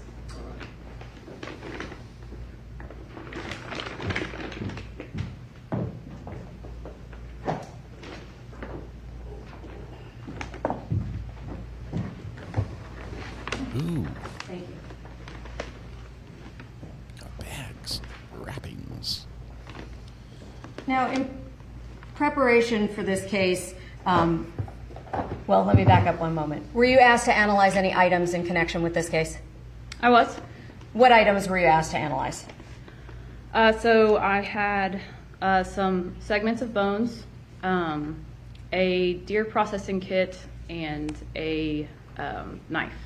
Okay. Can you tell the jury, does the firearms and tool mark section follow the same standards and protocols for evidence submission as the other areas within the laboratory? Yes. How does that work with the bones themselves? How did you get those? So those would have been submitted by the medical examiner's office. Okay. Do they go in through the locker or do they come in a different fashion? It has to go through our evidence receiving. So I'm not exactly sure how they would have gotten these from the medical examiner's office, but it has to go through the same procedure as all evidence that's coming from the medical examiner's office. So it has to be submitted through evidence receiving, where it's given its own item number, case number, things like that, entered into our laboratory information management system. Pictures are taken of it, how it was submitted, things like that, before it can come up to me. Okay. And did all of that occur in this case? It did. Did that happen with respect to the bones themselves? It did. Did that happen with respect to the knife? It did. And did that occur with respect to the deer processing kit? It did. Do you have two of those items in front of you now? I do. Can you tell us the exhibit numbers, the little red tag on the knife first? States Exhibit 1.13. Okay, and the deer processing kit, what number is that? 2.25C. Okay, and let's talk first about the knife. Do you know who submitted that knife? That would be Region 5, GBI Region 5. Okay, and when you received that knife, can you tell the jury what a suspect tool is? So a suspect tool is a tool that was taken off of whoever the suspect is or from their property. They have that tool that's connected to a person, and they usually, the reason it's being submitted is to see if we can determine if it was the tool that was used. Okay. Would that also involve tools at crime scenes? They would. Okay. And specifically, the knife in your possession there, was that a suspect tool? It was. Okay. And can you tell us if there's a difference to suspect tools versus the deer processing kit that you're also holding? So the knife was a suspect tool, so something that was connected somehow to the crime, whether through a suspect or through the crime scene. The deer processing kit, I knew beforehand that it was not connected to this kit itself was not connected to a suspect or a crime scene, but it had been purchased by either the DA's office or an agency to be compared to markings to see if they had the same class characteristics. Okay. So are there limitations when it's not a suspect tool? Yes. Can you tell the jury what that is? So knowing that something is not a suspect tool, I am not going to be looking for individual characteristics. So individual characteristics are things that are incidental to manufacturing. So when that tool is made and there's a lot of metal on metal interaction that's happening and it's leaving behind microscopic imperfections on that tool. These are individual characteristics specific to that tool. So that's why when I'm doing my comparisons, first thing I'm going to look at is class characteristics, the things that the manufacturer determined, like width, shape, things like that. If those are in agreement, then what I'm going to do is I'm going to look for individual characteristics. So those microscopic imperfections, because I'm trying to determine if that specific tool was the tool that was used. However, for the deer processing kit, when I was made aware on the front end that this is not a suspect tool, so I am not going to do that individual comparison because I already know that it's not the tool. So I'm not going to look at individual characteristics to compare them to try to determine if it is this specific tool because I've already know that it's not. Okay. And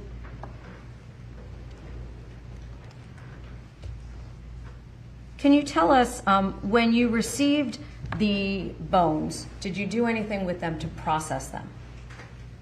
I did. What did you do? I cleaned them off, and then I wrote item numbers, and I gave each end letter designation, so end A and end B. Why did you give them letter designations? Because I knew that one side was made by the medical examiner's office. One side was cut by the medical examiner's office, and the other was the suspect cut. So I needed to have a way to differentiate which side I was looking at for investigative purposes and which side was the cut that was made by the medical examiner's office and I could disregard. And I was just going to ask, did you do anything with respect to any of the cuts made by the medical examiner's office? I did not. Why not? Because I knew they were made by the medical examiner. Okay. And the other end, those were the ends that you were examining, is that right? That's correct. Okay. And in anticipation of your testimony here today, did you prepare a PowerPoint presentation with the slides of the work that you performed? I did. Okay. And I'm going to hand you a series of items. I want to ask if you recognize them before we commence. I am showing the witness 1.102A through O. Counsel, I'm showing this to you. May I approach? Yes, ma'am. Do you recognize those photographs? Take a moment to go through them.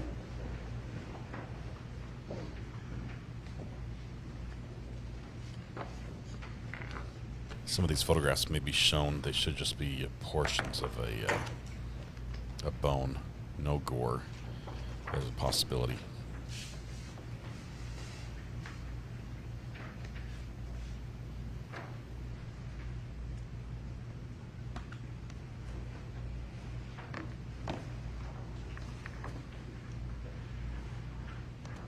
You guys describing peanut butter sandwiches in chat. It must be getting close to lunchtime.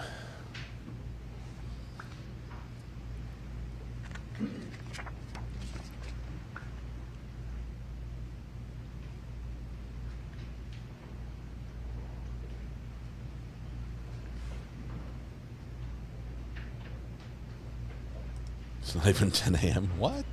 I'm showing it's just about noon here, so we are probably within about half an hour of the court breaking for lunch. I do. Miss the donuts. Do you recognize them? I do. What do you recognize those photographs to be?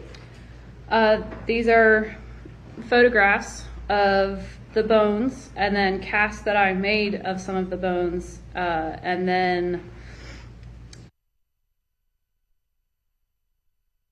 I broke stuff. So give me just 1 second.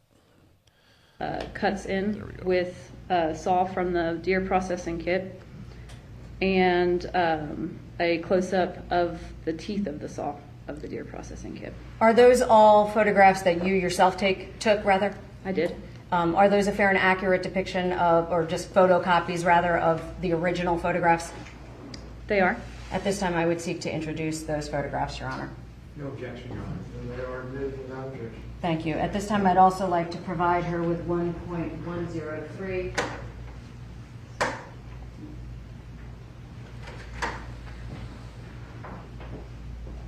I'm handing you a 2-page document. Do you recognize that?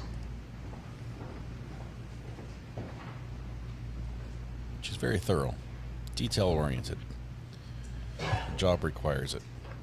There are some states that don't allow this firearms and tool marking. What is that you're holding? It is my report. Some say it's been debunked. And do you recognize that to be the report that you prepared in connection with your conclusions concerning the knife and the bones? I do. Is that an accurate report, just a photocopy of the original? It is. Does it have your signature on it? It does. At this time, I would seek to introduce 1.103. No objection, Your Honor. It's also admitted. Okay. Now, can you tell the jury, I'm going to start with your PowerPoint. The PowerPoint itself, does that have any notations that you made as well?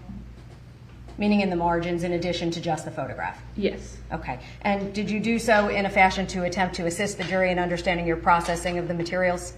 Yes. At this time, Your Honor, I would seek to introduce that as a demonstrative aid, that being listed as photo PowerPoint within the subfolder of Lauren Satcher under witnesses on 1.101, the USB. No objection to it being admitted as a demonstrative. I have this photograph separately, Your Honor, before the court. Thank you. It is admitted. At this time, may I publish, Your Honor? Yes, ma'am. Okay. I'm going to go to slide number 1. And can you tell us what is that number that's depicted on the screen? That would be the DOFS, or Division of Forensic Science, case number. Okay. And does every case have its own unique number? It does. Do you recognize that number as associated with this case? I do. And did you document that in your report? I did. Can you tell us what's in the very first slide that is here? One moment. Where it says item 23. So item 23 would be the humerus bone. What we're looking at there is those markings in the center of the bone. Okay. And with respect to that bone, were either of the ends of that bone examined by you? They were not. Why not? Because both of the ends were cut by the medical examiner's office. Okay, so that was from an intact bone that was provided to you being basically cut out by the medical examiner? Correct. So the medical examiner saw the tool marks and then just cut out that segment of bone and only submitted that portion of the bone. Okay. And can you tell us, what did you do with this segment, number 23, when you received it? So again, I would have cleaned it off and then given it wrote the item number on it. You can kind of see on the left, I've designated one side A and one side B just so we can orient the bone. And then just kind of... Does that assist? There we go. And then just documented the presence of what I call false starts. Can you tell us what a false start is? So a false start is any cut that was made that was not finished. So a terminal cut would be a cut that's made all the way from top to bottom and it severs, like what the ME did, where they completely severed. False starts are cuts where they started the cut and it was never finished. I just call it a false start. Okay. Can you tell what the difference is between a false start and a deep false start? So a deep false start is just a type of false start. These are pretty shallow false starts. A deep false start would just be that cut that goes deeper into the bone before it stopped. So it doesn't go all the way. It's not a terminal cut that completely severs, but it's a deep false start if it's going far into the bone but is not actually used to completely finish the cut. Okay. Well, when you first received the knife that you have, if you could actually, there are gloves if you'd like to your right. If you could show it to the jury, I'm referring to the, not the deer processing kit, but the first knife.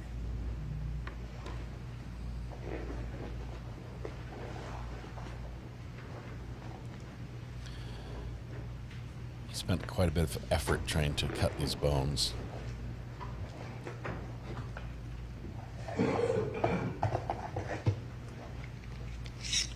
Can you tell the jury what you did with respect to that knife when you first received it? That sounds wow. So when I received this knife, the first thing that, again, I'm going to look at is class characteristics. So I'm looking at things that are easy to determine, like the manufacturer, documenting the width, the length, the type of blade. I'm looking for any trace evidence that I can see just with my naked eye on here. And so I am just basically, at first glance at this knife, giving an overview of all of the different characteristics that I'm seeing of this knife. Okay. And would that include the type of knife that it is, meaning is it serrated or smooth, things of that nature? Yes. Okay. And would you document that? Yes. Okay. And with respect to this knife, did you note any individual characteristics? With this knife, I never looked for individual characteristics on this knife because I didn't do a comparison of this knife to anything at an individual characteristic level. Okay. Why not? So I was able to determine that this knife was not used on the other 4 bones based on a disagreement of class characteristics. Basically, this knife, it has a beveled edge, so it kind of goes in. So the cut that it's going to make is going to be a V shape, okay? And as we'll see a little bit later with some of these bones where you can see the floor in these false starts, what's called the kerf floor, is in a W shape, which tells me that we're not looking at a knife that leaves the V-shaped floor, as well as some patterns that are consistent with tooth hop on the bones. I'm going to slow you down for just a second. You said Sure. tooth hop? Tooth hop. It's like a Okay. saw. Is that Tooth, tooth hop? Correct. Okay. And what are you referring to when you say the word tooth hop? So when you're looking at some of the bones, you can see what kind of looks like peaks, or I guess valleys. Basically what this indicates is the presence of teeth on whatever tool was used, because as that tool is going into the bone, and as each tooth hits, it's going to make a motion like this, and the teeth themselves can leave impressions behind on the wall of the cut.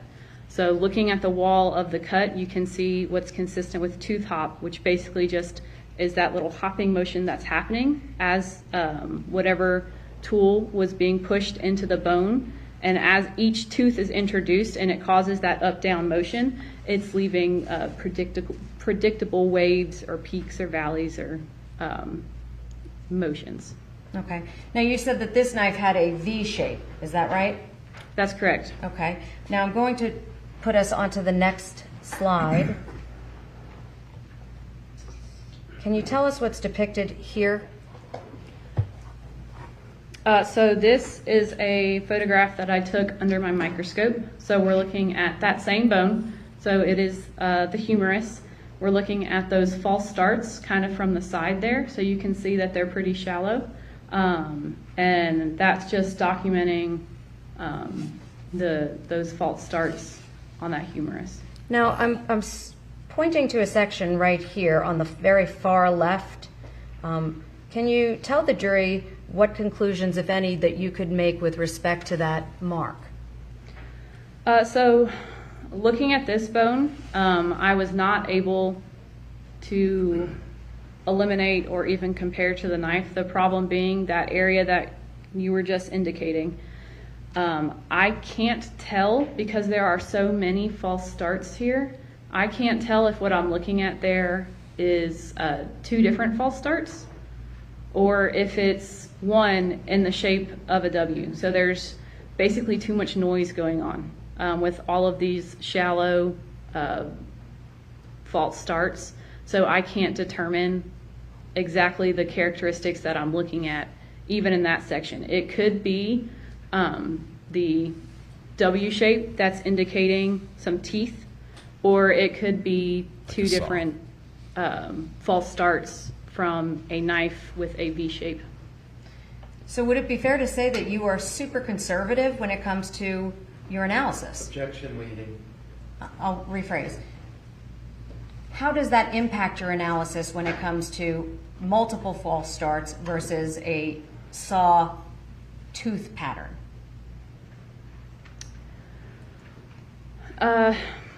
So in this case, with this bone, just because there are so many that I can't really determine confidently where one false start is compared to another, especially on that side that has a little bit deeper of a cut.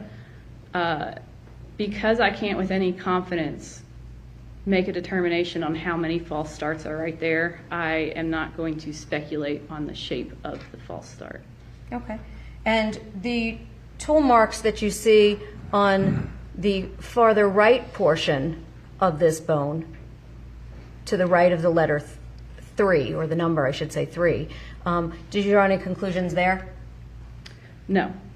Same analysis? Yes, so for this entire bone, it was the same story. There's just too many shallow false starts for me to be able to confidently give any characteristics to it. Okay, but you tried. I did.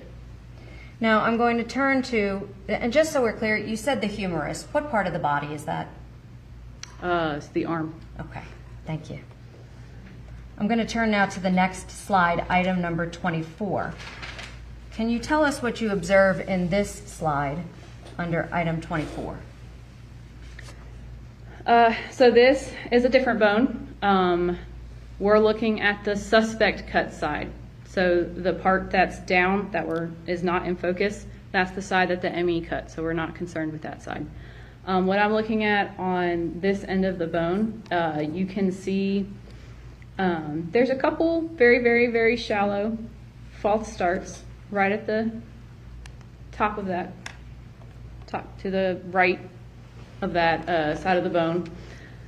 May I approach the witness for just a moment? Would it assist at all? I don't know if it won't show up perhaps on that monitor. Got a laser? I don't know that it would help. I was going to try and give her that. If you could just maybe for the record then indicate where you're referring to on the picture. Is it on the right side or the left side of the bone? So on the right side of the bone, you see 2 little scratches. Are you referring to this section right here? You said 2 scratches? Yes. Okay. So that would be some very, very, very, very shallow false starts. And then farther to the left, you can see that big, yes, that area right there, where you see that big trench. That would be a deep false start. So again, that false start where that tool started to go down, and then before finishing the cut, it was taken back out. Okay. And if we scroll down to the next slide, can you tell us what's depicted in this slide of item 24? So here we're looking at the floor of that false start. So these cut or saw marks are called kerfs, K-E-R-F, kerf. So in this picture, we can see the width of that kerf and a little bit of the floor of that kerf. So here I'm measuring the width because the blade that made this cut cannot be wider than the cut itself. So if you have a blade that's 3 inches wide and you have a cut that's 0.07 inch or 0.067 inches, obviously that blade did not fit. So we're looking at the width of the cut or the false start that was made, because that can give an indication of what type of tools could or could not have made the cut. Okay. And you indicated that this one was a kerf floor. Is that right? You can kind of see the kerf floor. So again, if the saw or cut mark is the kerf, since this one wasn't finished, you can see the bottom, and my measurement's a little bit in the way there, but you can see how it's kind of making a W shape. Okay. And what does the W shape to you indicate as a tool marks analyst? So a W shape like this is typically indicating a saw, like a crosscut saw, basically meaning that the teeth of the saw are kind of at angles. So as that that tool is sawing, the teeth are cutting in on either side, and then there's that W shape as it comes up in the middle where the teeth aren't at. Okay. And so that would, how would that reflect with respect to the knife that you have held up for the jury? Again, so since that knife would make a V shape, it's not going to make a W shape like this. It has that beveled, non-serrated, no teeth edge on that knife. Do you have any way to do tool mark analysis on human flesh? I do not. Why not? Well, it's, for one thing, it's too malleable. It's not going to pick up those markings from the tool. And in addition to that, I didn't get any. So I can only work with what I have. Would you normally cut human flesh as part of your analysis? No. Okay.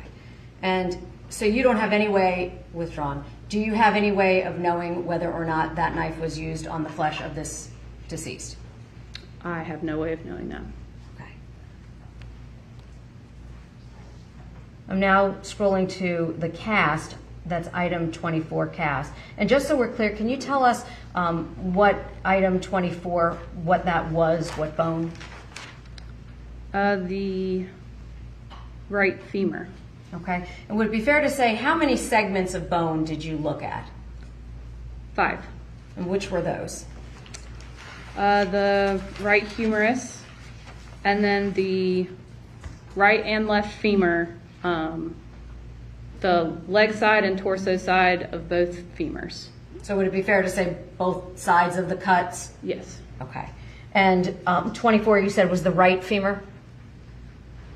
It is. Okay. I'm now scrolling down to that cast. Can you tell the jury what's depicted here in the cast? So during my analysis, I looked at the bones themselves, but I also took casts of the bones to try to see if there were any other characteristics that were visible when I casted it that I couldn't see by just looking at the bone. So the reason it looks brown is it's a Accutrans cast.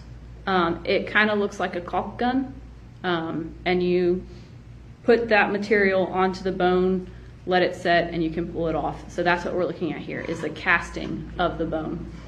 What I'm showing here is a pattern that's consistent with the tooth hop. So remember, during that sawing process, as the different teeth come into contact with the bones and it causes that tool to move up and down, it can leave behind waves or valleys kind of like this that you can measure, and it can give an idea of the distance between two teeth on the saw.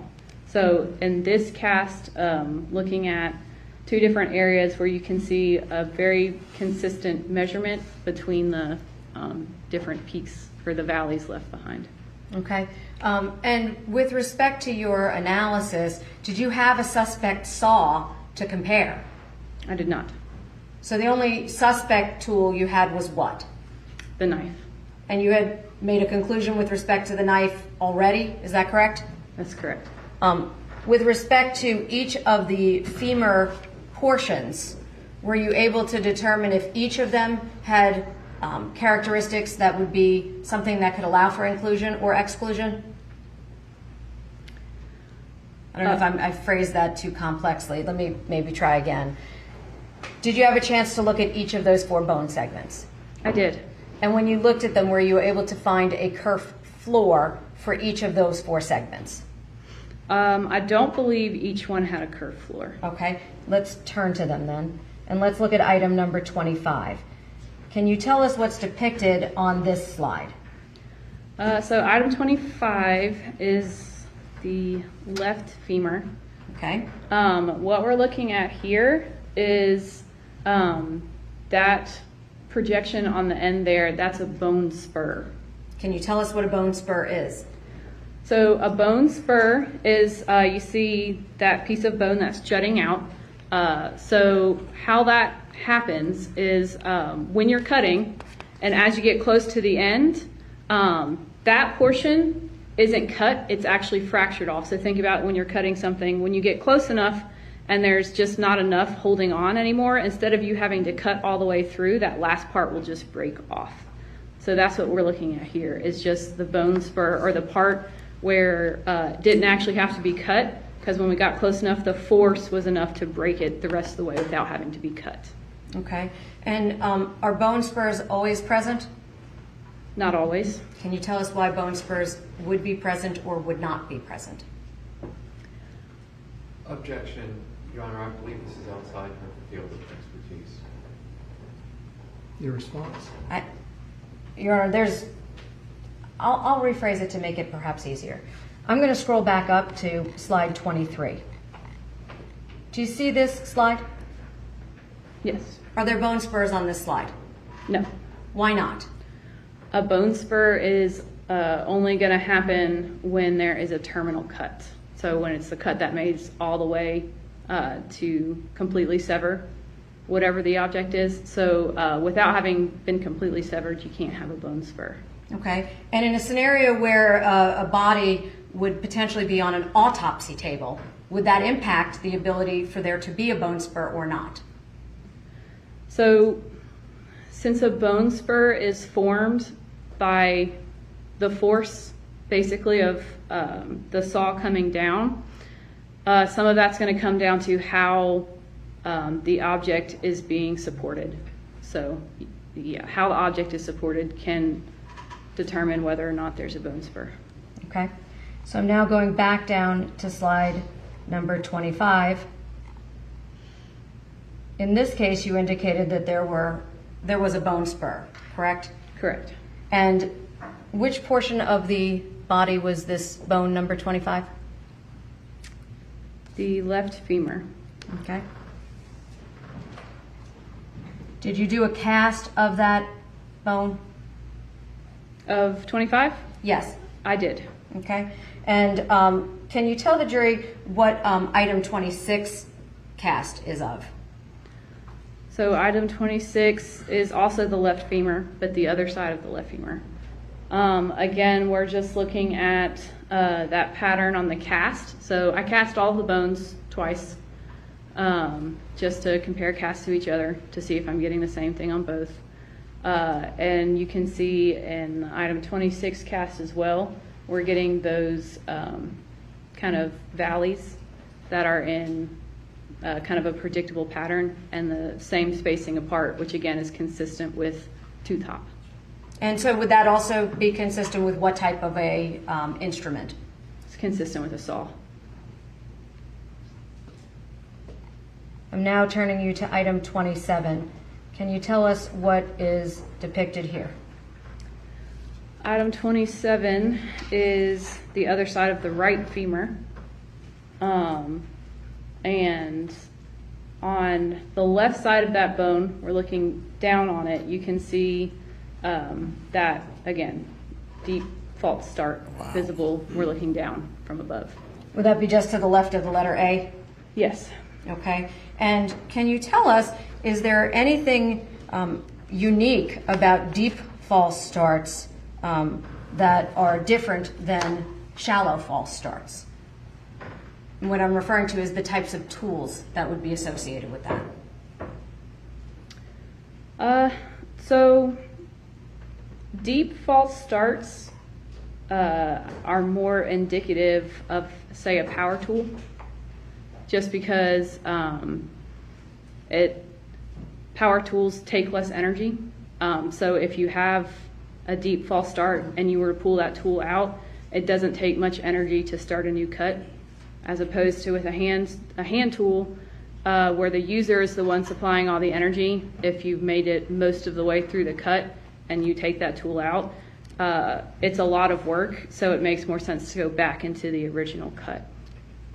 So she's suggesting possibly a sawzall was used?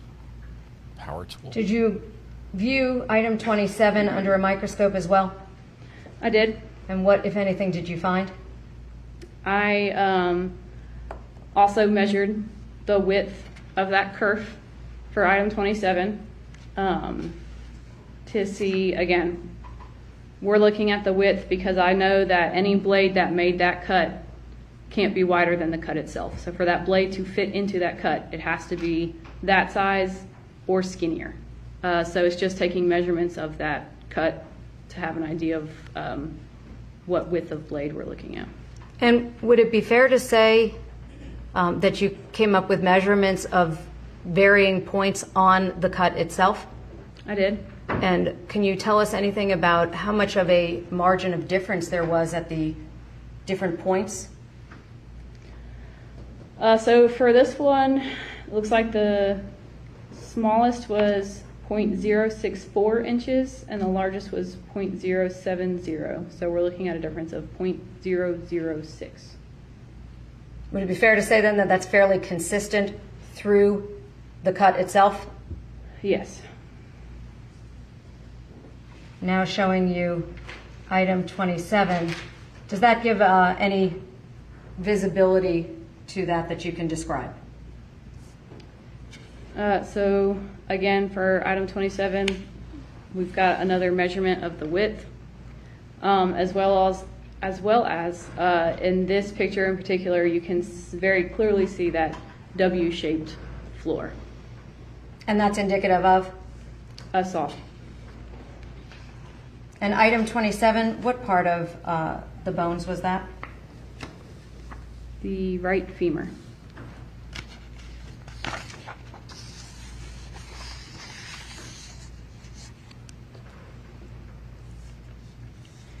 Did you take a cast of that item as well? I did. Did you see any indicative markings that drew your analysis? So again, on this cast, we can see a pattern that is again consistent with tooth hop, measuring at about the same distance as the previous ones. Did you compare the bones and the casts to each other? I did. Were there any consistencies or inconsistencies? So as far as individual characteristics, so I compared all of the bones to each other and the casts to each other to see if I could determine if they were all cut by the same tool, which I was not. I was neither a lack or there was neither an agreement or disagreement of individual characteristics. So in comparing them to each other, I could not determine if they were all created by the same exact tool. And looking at some of the class characteristics, there were similarities with the W-shaped curved floor and the distance between the pattern that was consistent with tooth hop. Okay.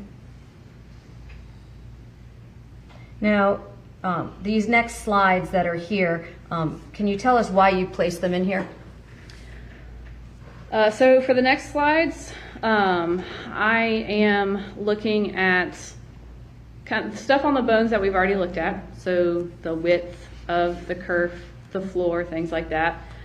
Comparing them to the saw, class characteristics on the saw in the deer processing kit. Okay, can you tell us what you found there? So looking at those pictures of the bones on the right, we've already seen them. It's just showing again the width of that kerf between, here we've got 0.064 and I think our widest is 0.071 inches. And then on the left there, that is a cut that I made in a lead wire using the saw from the deer processing kit. So I've measured the width of that cut there, and I also measured the saw itself, which comes out to about 0.064 to 0.070 inches wide.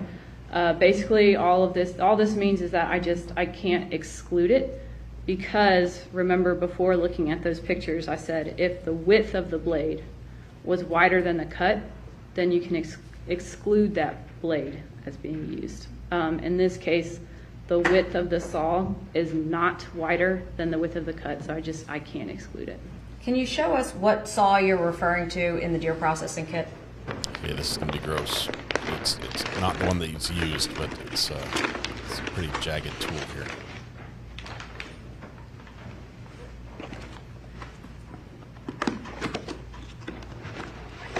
If you need to stand up, that's fine.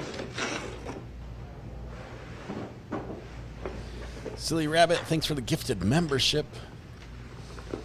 Miss Beasy, you are the lucky recipient.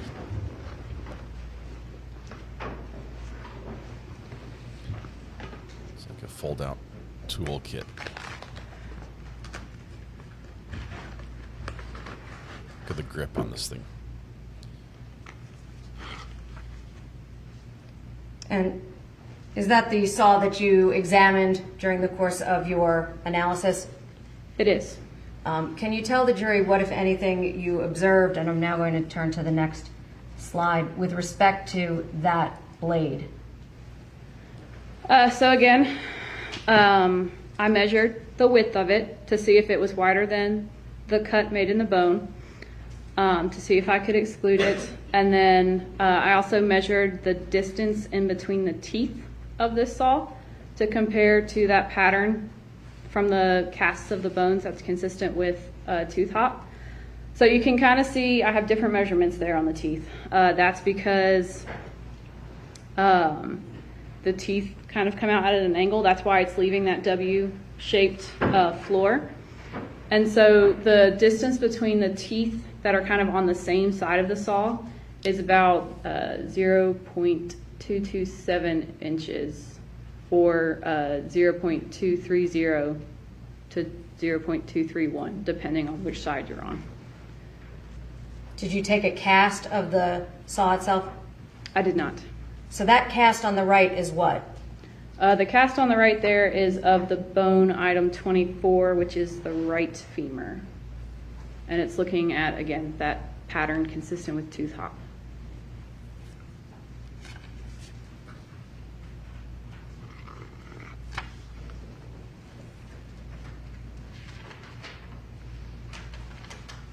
Can you tell us what's depicted in this last slide here?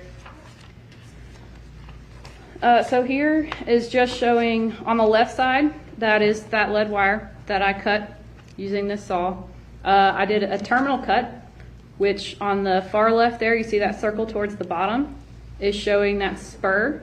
So as I made that terminal cut, when I got towards the end, the weight of that lead wire was enough to break off the very end without me having to actually cut it.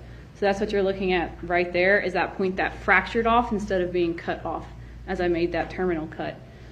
The circle on the right is just showing I did a false start. So I started the cut, just didn't finish it, so we could see what that curved floor looked like. It's kind of got a lopsided W shape to it. And that's just showing on the right the bone spur from item 25 and the width of the kerf on item 27. I can't exclude this tool. I obviously cannot say that it is the tool or it is this exact type of tool. I just can't exclude it.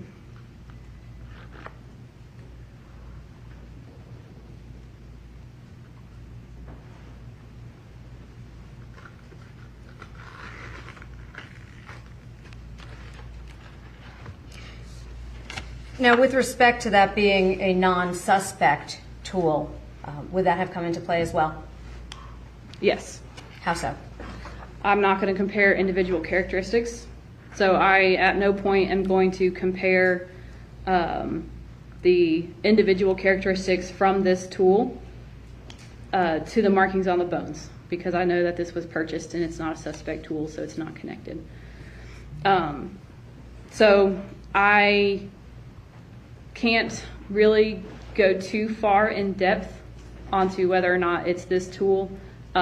Mostly with this, the most conclusive thing that I could have done would be to exclude this tool. Did you know that up front? I did. So you knew that you were testing this and the only potential outcome was exclusion as a non-suspect tool? Objection leading. Withdrawn. Is there a way that you would have been able to determine if this was included as it's not a suspect tool? Objection leading. That's not so. I'll overrule that objection. You can answer the question. So as far as including it, I cannot say that it is this exact type of tool. I can do much less in terms of including it. Again, excluding it would be the most conclusive thing that I could have done, because if it doesn't fit, then it can't be this type of tool. As far as including it, at no point am I going to compare those individual characteristics to determine if it is this exact tool. And since we're looking at class characteristics, things that manufacturer is going to determine that's going to be part of a large group of tools, I cannot say it is this exact tool. Did you look at the other items inside of that toolkit? I did. Can you take them out and show them to the jury, please?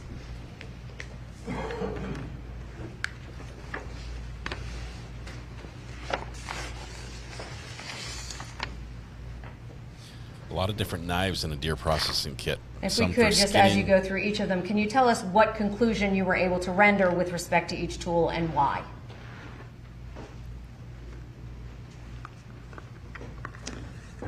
So this is a butcher knife. It has a non-serrated edge, so a smooth edge. So this can be excluded because just like the suspect knife, it's going to leave that V-shape curved floor, and it doesn't have any teeth that would leave that pattern consistent with tooth hopping. Could you test that type of a knife against flesh? I can't test anything to flesh. Okay. What about the next item in the kit?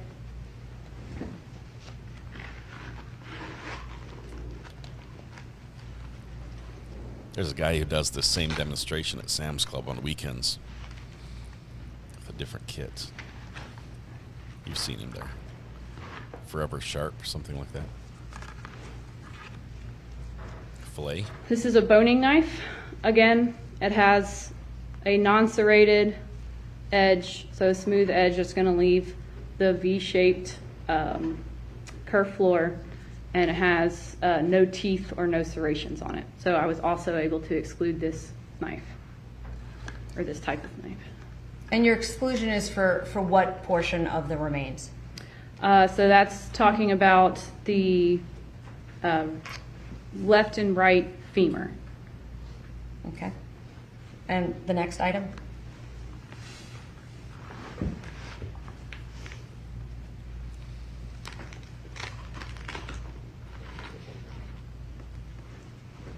Steel rod. This is just for sharpening all the other tools. So. And was there any reason to think that that was used in any way? No. Except the saw. Does not sharpen the saw.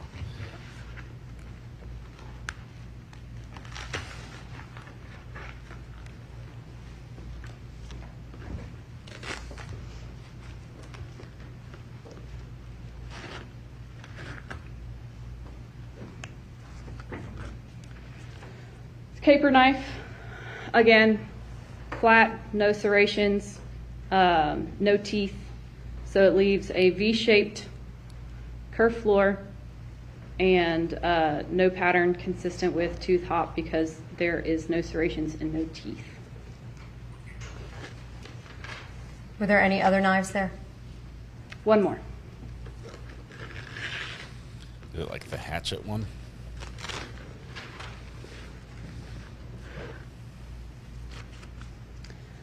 This is a drop point knife with, again, no serrations, no teeth, so it leaves a V-shaped curved floor and no tooth hop.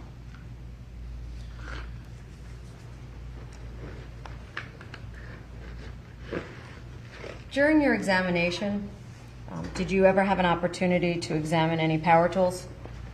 I did not. Can you tell us what the difference is between a hand tool and a power tool? So a hand tool is powered by the user. Power tool is powered by some kind of other mechanical force like a battery, electricity, fuel, gasoline, something like that. Okay. Can you render any opinion as to whether or not the deep false starts on items 24 and 27 were performed by a hand tool or a power tool? Again, deep false starts are more indicative of a power tool because, again, you're having to use less user force. So it's a lot easier if you get a false start and come back up. It doesn't take much work to start a new cut. So deep false starts do tend to be more indicative of power tools. All right. If I can have just a moment. I think now would be a great time to go to lunch because in this trial we typically do Your Honor, I have no further questions. go to lunch every time we just got some gruesome testimony.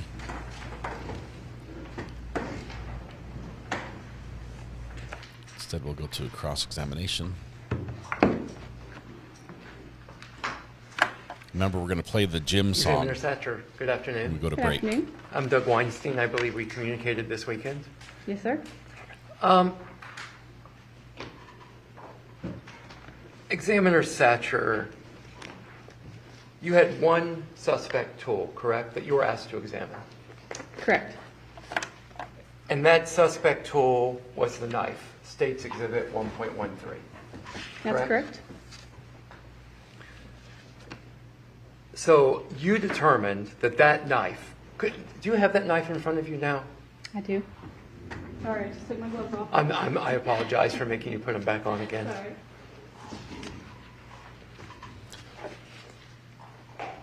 New gloves.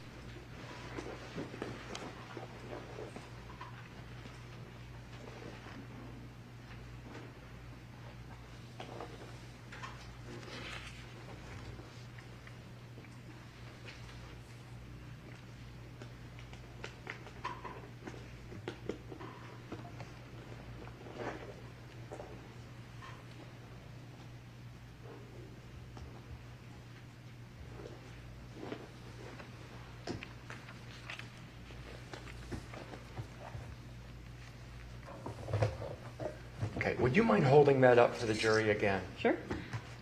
ASMR of a So coming out of the that sheath. knife that you are holding right now, that suspect knife, you determined that that knife could not have been used on the right femur, correct? Correct. So I determined this knife was not used to create those cuts on either the right or the left femur.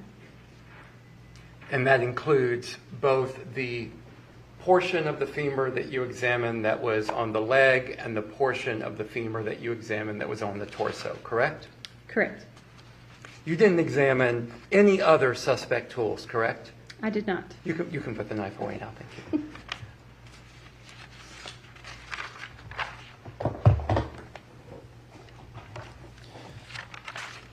The other tool that you were asked to examine was not a suspect tool, correct? That's correct. And what was your terminology for that tool again? The saw? Yeah, Exemplar. the saw. You had a word for a non-suspect tool? Or you just call it a non-suspect tool? A non-suspect tool, yeah. Okay. So, you examined that saw in the non-suspect tool, correct? Correct. And from that, you say you could draw, I guess, no conclusions? Is that accurate?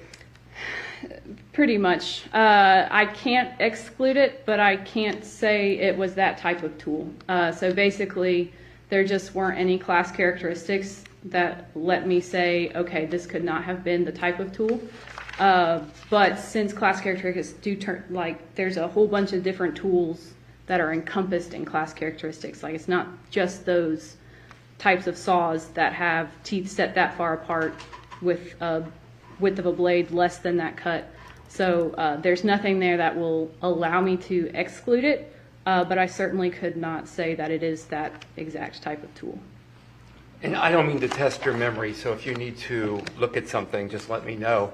But item 27, the portion of the right femur still attached to the body, that had a deep false start in it, correct? It did. In a deep false start, you have testified a couple of times, that is more indicative of a power tool, correct? That's correct. And the saw that is the non-suspect tool, that is not a power tool, correct? That's correct. It's a hand tool. Let me ask you one other area. You make cuts into lead pipe. Is it lead pipe or lead wire? Lead wire. Lead wire. You make cuts into lead wire as well, correct? I did. And why do you use a lead wire? So, for one thing, it is made of a kind of a softer metal. So, especially when we're using suspect tools, which was not the case when I made the cut with this saw. But when we're using suspect tools, we want to use as soft of a metal as possible because we don't want to damage the tool that we are trying to get markings from, because that is one thing that can leave individual characteristics as a tool is used and it picks up damage, you know, nicks, scratches, things like that. That's adding more individuality to that tool. So if we were to take a suspect tool and then cut something really hard with it, we could be potentially erasing some individual characteristics or adding new ones. So we always are trying to make cuts in a softer material, in which case at the lab we have lead wire. So all that I'm trying to do in this case was just to see what kind of kerf floor that type of tool would leave, and see if there's any other just characteristics that I could pick up from markings. When you made the cut into the lead wire with the non-suspect saw, the width that you got in that cut was between, and you may need to look at the slide, was between, I guess there were three measurements, 0.092, 0.101, and 0.105 inches, correct? Correct. The width of the cut in the, I guess it is the right femur body, was between 0.064 and 0.070, correct? Correct. And didn't you testify that the knife that, for example, the knife that was used couldn't be any wider than that 0.064 to 0.070 width? Correct. Okay. And the cuts made into the wire, the 0.092, 0.105, and 0.101, those numbers are wider than 0.064 to 0.070, correct? That's correct. I have no further questions. Thank you. Anything on redirect? Yes. You appeared like you wanted to explain that last question. Can you explain that for us? Meaning the width. So the reason that I could not exclude it based on the width, because that cut is wider, is because of the width of the actual saw. So before I ever made this cut, I knew that the saw itself was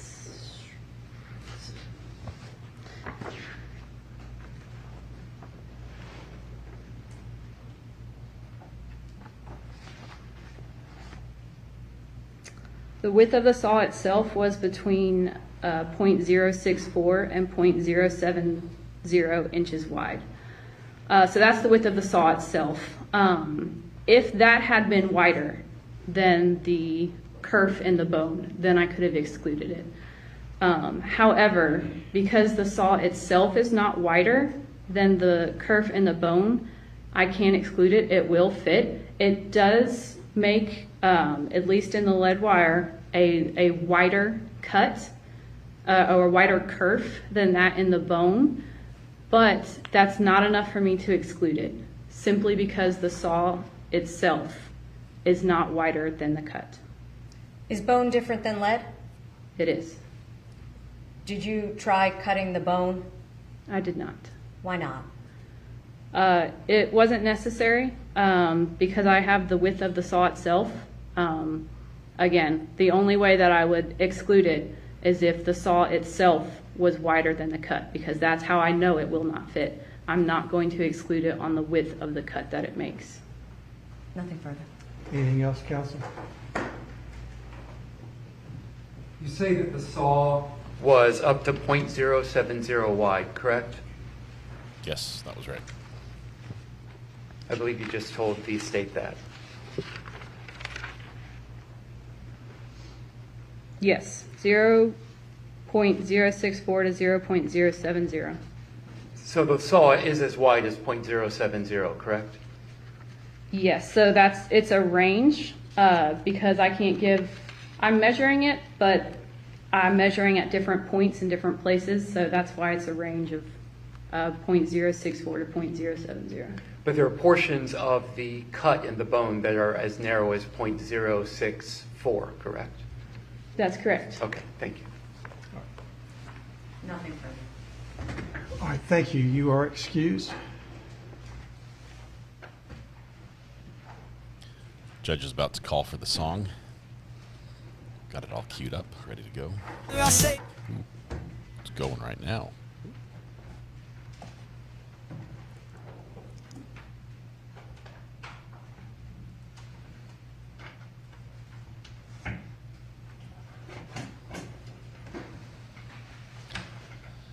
Let's let the witness vacate the premises.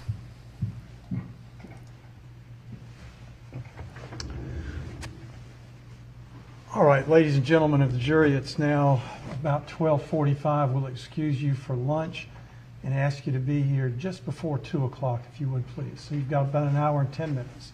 Thank you very much. As they step away, we are going to reflect back on the video we saw this morning with the defendant, I'll say it, lying nonstop to the investigators, and then lying to cover up lies, and lying about the lying to cover up lies. And throughout it, the main features you can see from the counter in the bottom right-hand corner was that Jim McIntyre, this, I believe, fictional individual, told him to lie, told him who to lie, and told him what to lie about. And we thought Jim clearly needs his own song, so we've gone ahead and... All right, the jury's out. We're recessed for lunch. Okay. While they're going to lunch, we're going to go ahead and play the full Master of Sly song, tribute to Jim McIntyre, fictional character created by the defendant, in my opinion. Oh, and of course, I went and broke it, so hold on one second. That was like, I was like hitting the post. Here we go. Turn the sound on. All good.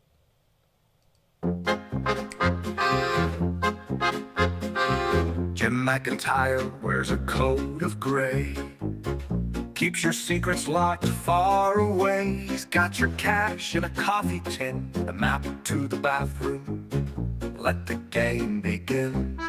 Jim says run, Jim says hide. He's the shadow standing by your side. He tells you when to whisper, when to cry. Jim McIntyre, the master of the sly.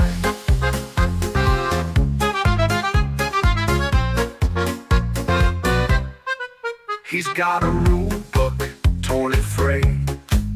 Says lie to your wife, it's the price you paid. He knows your father's footsteps, cold and near, and he'll tell you when to move, disappear.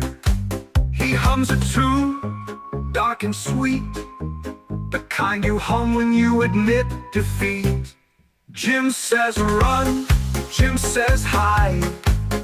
He's the shadow standing by your side. He tells you when to whisper, when to cry. Jim McIntyre, the master of the sly.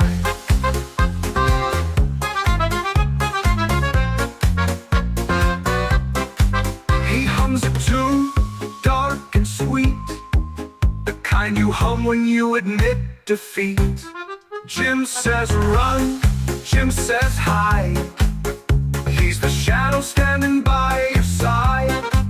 He tells you when to whisper, when to cry. Jim McIntyre, the master of the sly. Is he a saint or a devil in disguise? He holds your truth, your perfect lies. His eyes don't blink, his voice don't shake. He's the keeper of your biggest mistake.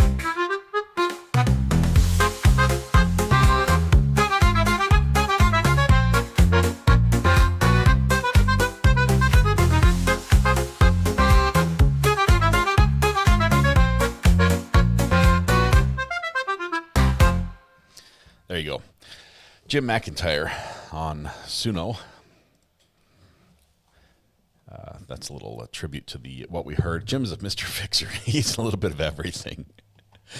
If you do want to find a link to that song, to download it yourself or make snide remarks about it, feel free to do so on, go through our Top Mark Media site, right here, Top Mark Media, and click on the songs, and you'll find that they're published amongst all the other treasures which we have. So,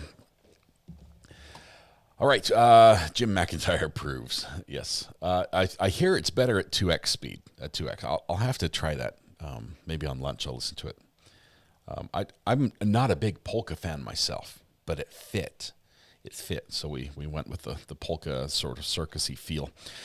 All right, we are going to be going to lunch, and when we come back, we're going to continue day 5 of this, day 5, part 2 of this trial. It is very rapidly approaching, actually, the end of the state's case. I'm thinking I'd be surprised if the state goes much past Wednesday. That's about the furthest, but even then, I could see them being done tomorrow. So we'll see where we end up that way. And then, of course, defense, I think they had 3 people on their witness list last I saw. And they might have added somebody, I don't know. But it's probably going to be much quicker on defense than on the prosecution. So get geared up for the verdict song, because I think it will be coming soon. All right, it is 12:51. I'm pretty sure we get about an hour for lunch, so we're going to come back at 1:45. And or maybe just a few moments before. If you would like to be first in chat, you have to be there right now, because I just created the thumbnail for the new one. And I'm sure Greeners or Kim R is already there. Let's see. They usually beat me there. Just one second. No, nobody's there yet. Whew, it's just me all by myself. Oh, Greeners, boom. Greeners, Kaylee, Kim R, in that order. That was so close. All right, I'll make a portal as well, so we'll portal over to the next one, and you won't miss a thing. If you do happen to hang around and want to just hang out in chat and talk to all the fine folks who are here, that will be perfectly allowed and acceptable. A couple comments we need to mention. I think a couple threshold or membership messages came in. I don't know why I said thresholds. Let's see, we had Angelo, member for 22 months, OG. Thank you very much. Francis Fitzgerald, thank you very much for the super chat. I'm lurking, but I wanted to remind everyone to hit that like button. Silly Rabbit gifted a membership. Thank you, Silly Rabbit. And, of course, Bite Me says, Discovery Addict question. Is it possible Mindy said she was pregnant hoping he wouldn't hurt her?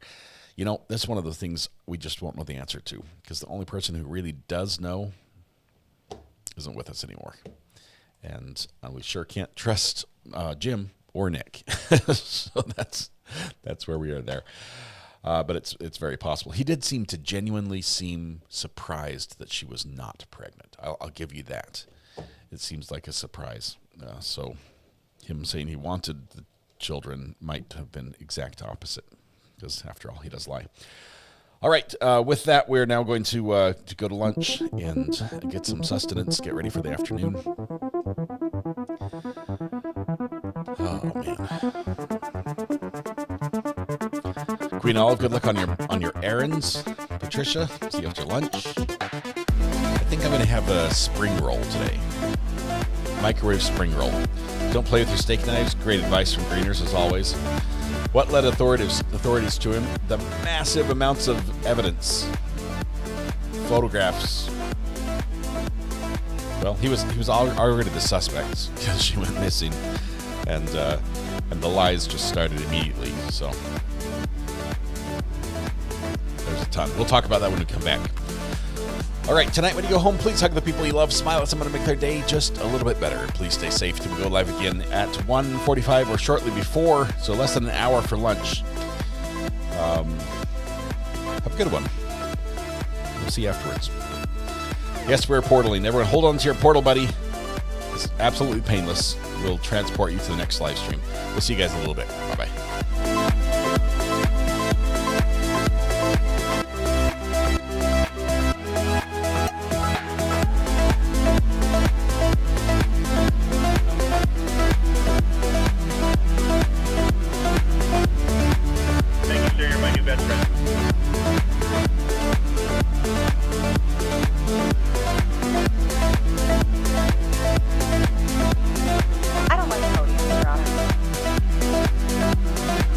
Counsel wanted to see me inside bar.